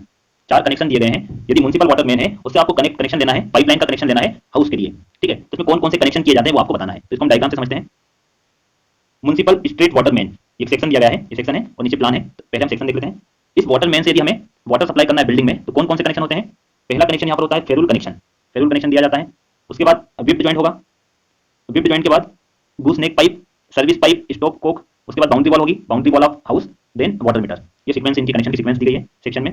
Plan देख लेते, plan में क्या होगा, plan में pipe होगा, municipal street water main, goose neck pipe, stock Coke और water meter. ये sequence है, डायग्राम से आपको इजीली समझ में आएगा। अब इसकी सीक्वेंस हम देख लेते हैं। क्वेश्चन नंबर 191, पहले क्या होगा, पहले आएगा थर्ड फेडरल कनेक्शन होगा, सेकंड पे goose neck, third stock Coke और फोर्थ पे water meter. 3214, 3214 option C is correct. Question number 192. When the coefficient of rugosity is increased from 0.01 to 0.02, the gradient of a pipe of a given diameter to carry the same flow at the same velocity will be. आपको gradient पूछा गया है, gradient क्या changes होगा gradient में, diameter same flow same velocity, velocity और flow same है, तो जो डायमीटर दिया गया है मतलब डायमीटर भी सेम होगा। उस डायमीटर में आपको बताना है कि पाइप का ग्रेडियंट या पाइप का स्लोप कितना चेंज होगा यदि कोफिशिएंट ऑफ रगोसिटी चेंज होती है 0.1 से 0.01 से 0.02। Coefficient of rugosity directly proportional to pipe flow power 1/2, n1 n2 is equal to s1 s2, n1 कितना है 0.01, n2 0.02, s1 divided by s2 power 1/2। ठीक है, दोनों साइड हम स्क्वायर करेंगे तो ये कितना हो जाएगा s1/s2 और इधर स्क्वायर होगा तो कितना होगा 1/4। तो s2 कितना इंक्रीज होगा, पहले स्लोप s1 था, बाद में कितना s2, जब स्लोप s1 था तब कोफिशिएंट ऑफ रेजिस्टिविटी कितनी थी n1 और s2 जब था तो n2। ठीक है, तो स्लोप कितना इंक्रीज होगा, ये स्लोप या ग्रेडियंट उसको कहा जाता है, पाइप का ग्रेडियंट इंक्रीज होगा 4 टाइम्स, जो s2 कितना इंक्रीज होगा 4 times. Question number 192 option A is correct. Question number 193, दो लिस्ट गिवन है, लिस्ट फर्स्ट में पाइप मटेरियल और सेकंड में उसकी प्रॉपर्टी बताना है। जो पाइप आपको दिया गया है उसकी प्रॉपर्टी क्या होगी। पहला पाइप है कंक्रीट सीवर, कंक्रीट सीवर की प्रॉपर्टी क्या होगी, unsuitable where soil contains excessive sulphate. यदि सॉइल में सल्फेट की मात्रा अधिक है तो उस केस में हम कंक्रीट सीवर का यूज नहीं करेंगे जहां पर सल्फेट की मात्रा अधिक होगी। Second, stoneware sewer, stoneware sewer का यूज, इसमें प्रॉपर्टी क्या होगी, resistance to corrosion from most acid, acid से जो कोरोजन होगा उसको रेजिस्ट करेगा स्टोन वेयर सीवर। तो बी के लिए क्या होगा third. C, cast iron sewer, cast iron sewer corrosion resistance in most natural soil, जो नेचुरल सॉइल होती है वहां पर जो कोरोजन होगा उसको रेजिस्ट करेगा कास्ट आयरन सीवर। और steel sewer can not withstand high external load, यदि लोड अधिक आता है, ठीक है, इसको हम एग्जांपल हम देख सकते हैं, यदि रोड के नीचे, ठीक है, मेन रोड है, उसे यदि पाइपलाइन को क्रॉस करना है तो वहां पर यदि सीवर लाइन है, ठीक है, जहां पर मेन रोड है वहां पर स्टील सीवर का यूज नहीं करते। क्यों नहीं करते, क्योंकि यदि स्टील सीवर होगा तो वो ज्यादा लोड को रेजिस्ट नहीं कर सकता, यदि उसके ऊपर ज्यादा लोड आएगा तो फ्रैक्चर हो जाएगा, तो इसकी प्रॉपर्टी होती है steel sewer. Question number 193 option B is correct. Question number 194, which one of the following statements is true for trickling filter sludge। Trickling filter sludge से रिलेटेड आपको ऑप्शन दिए गए तो कौन सा करेक्ट होगा। Option A, it has a comparatively low sludge volume index, तो पहला स्टेटमेंट करेक्ट होगा, it has a comparatively low sludge volume index. ठीक है, इसमें स्लज वॉल्यूम इंडेक्स क्या होगी, लो होगी। अब देख लेते हैं स्लज वॉल्यूम इंडेक्स क्या होती है। Sludge volume index is the volume in millimetres occupied by 1 gram of activated sludge after settling period of 30 minutes. 30 minutes period है सेटलिंग पीरियड, उसमें वॉल्यूम कितना होगा in millilitres occupied by 1 gram of activated sludge. Definition है sludge volume index की, जो कि low होती है किसमें, ट्रिकलिंग फिल्टर में। Question number 194 option A is correct. Question number 195, BOD is preferred to COD as an index of sewage concentration because BOD को prefer किया जाता है COD के कंपेयर में। यदि सीवेज का हमें इंडेक्स निकालना है, इंडेक्स ऑफ सीवेज कंसंट्रेशन, तो इसका कारण क्या है, क्यों प्रेफर किया जाता है BOD को। BOD और COD हम समझते हैं क्या होता है। COD का मतलब होगा chemical oxygen demand, is the total measurement of all chemicals organic and inorganics in water और वेस्ट वाटर। वाटर और वेस्ट वाटर में सभी केमिकल को यदि हम मेजरमेंट करते हैं, ऑर्गेनिक और इनऑर्गेनिक दोनों को, तो वो क्या होगा, केमिकल ऑक्सीजन डिमांड होगी। BOD biochemical oxygen demand is a measure of the amount of oxygen that required for the bacteria to degrade the organic components present in water। Water या waste water में organic components को degrade करने के लिए कितनी oxygen की आवश्यकता होगी बैक्टीरिया को, वो कहलाएगी बायोकेमिकल ऑक्सीजन डिमांड। दोनों में डिफरेंस आप समझ लो क्या होगा। BOD का मतलब हो जाएगा ऑर्गेनिक को, जो ऑर्गेनिक है, ऑर्गेनिक कंपोनेंट को डिग्रेड करने के लिए, और केमिकल ऑक्सीजन डिमांड का मतलब होता है ऑर्गेनिक और इनऑर्गेनिक दोनों को डिग्रेड करने के लिए कितनी ऑक्सीजन की आवश्यकता होती है, वो COD होगा। और यदि सिर्फ ऑर्गेनिक कंपोनेंट को डिग्रेड करना तो वो बायोकेमिकल ऑक्सीजन डिमांड। अब क्यों प्रेफर किया जाता है वो, BOD is preferred to COD as an index of sewage concentration because BOD relates specifically to putrescible organic matter which is the most objectionable sewage constituent।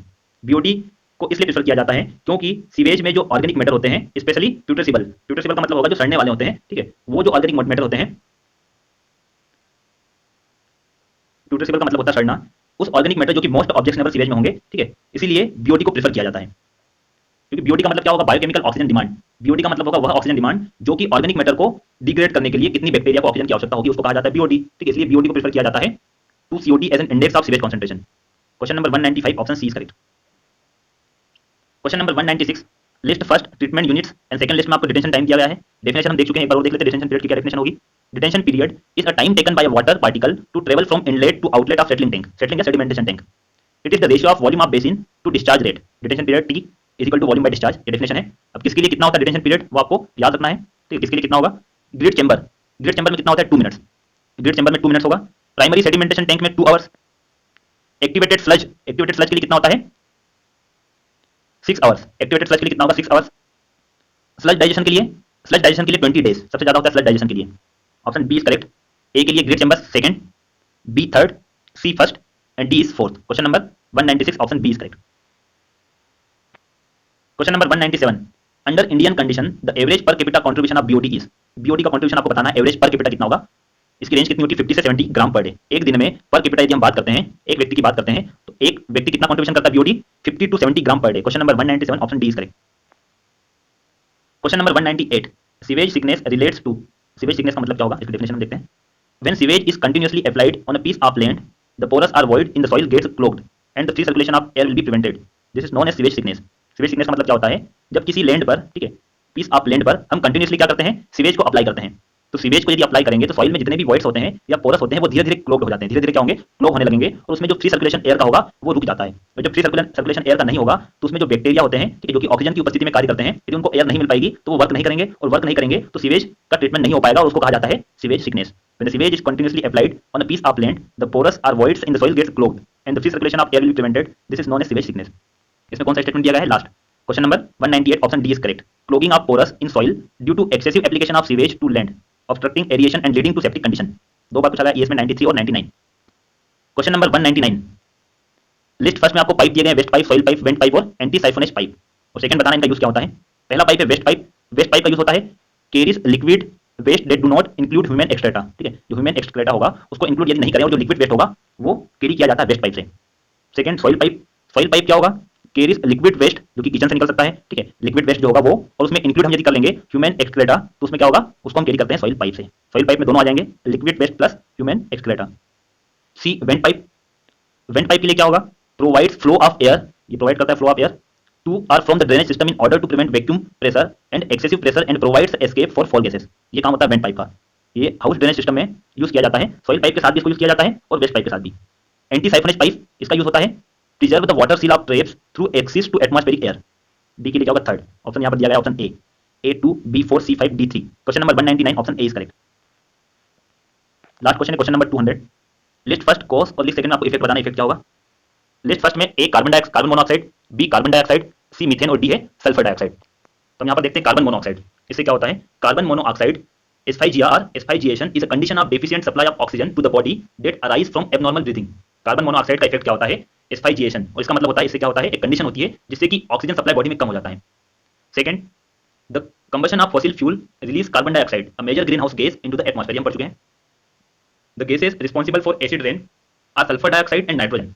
Acid rain यदि होगी तो कौन कौन सी गैसेस रिस्पांसिबल होगी, सल्फर डाइऑक्साइड और nitrogen.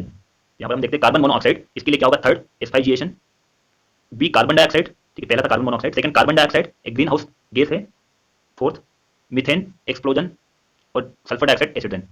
3 4 2 1 B. Question number 200 option B is correct. Thank you for watching friends. Video अच्छा लगा तो लाइक कीजिए, कमेंट कीजिए और वीडियो को ज़्यादा से ज़्यादा शेयर कीजिए। चैनल पर नए तो चैनल को सब्सक्राइब कीजिए जिससे कि आपको लेटेस्ट वीडियो मिल सके।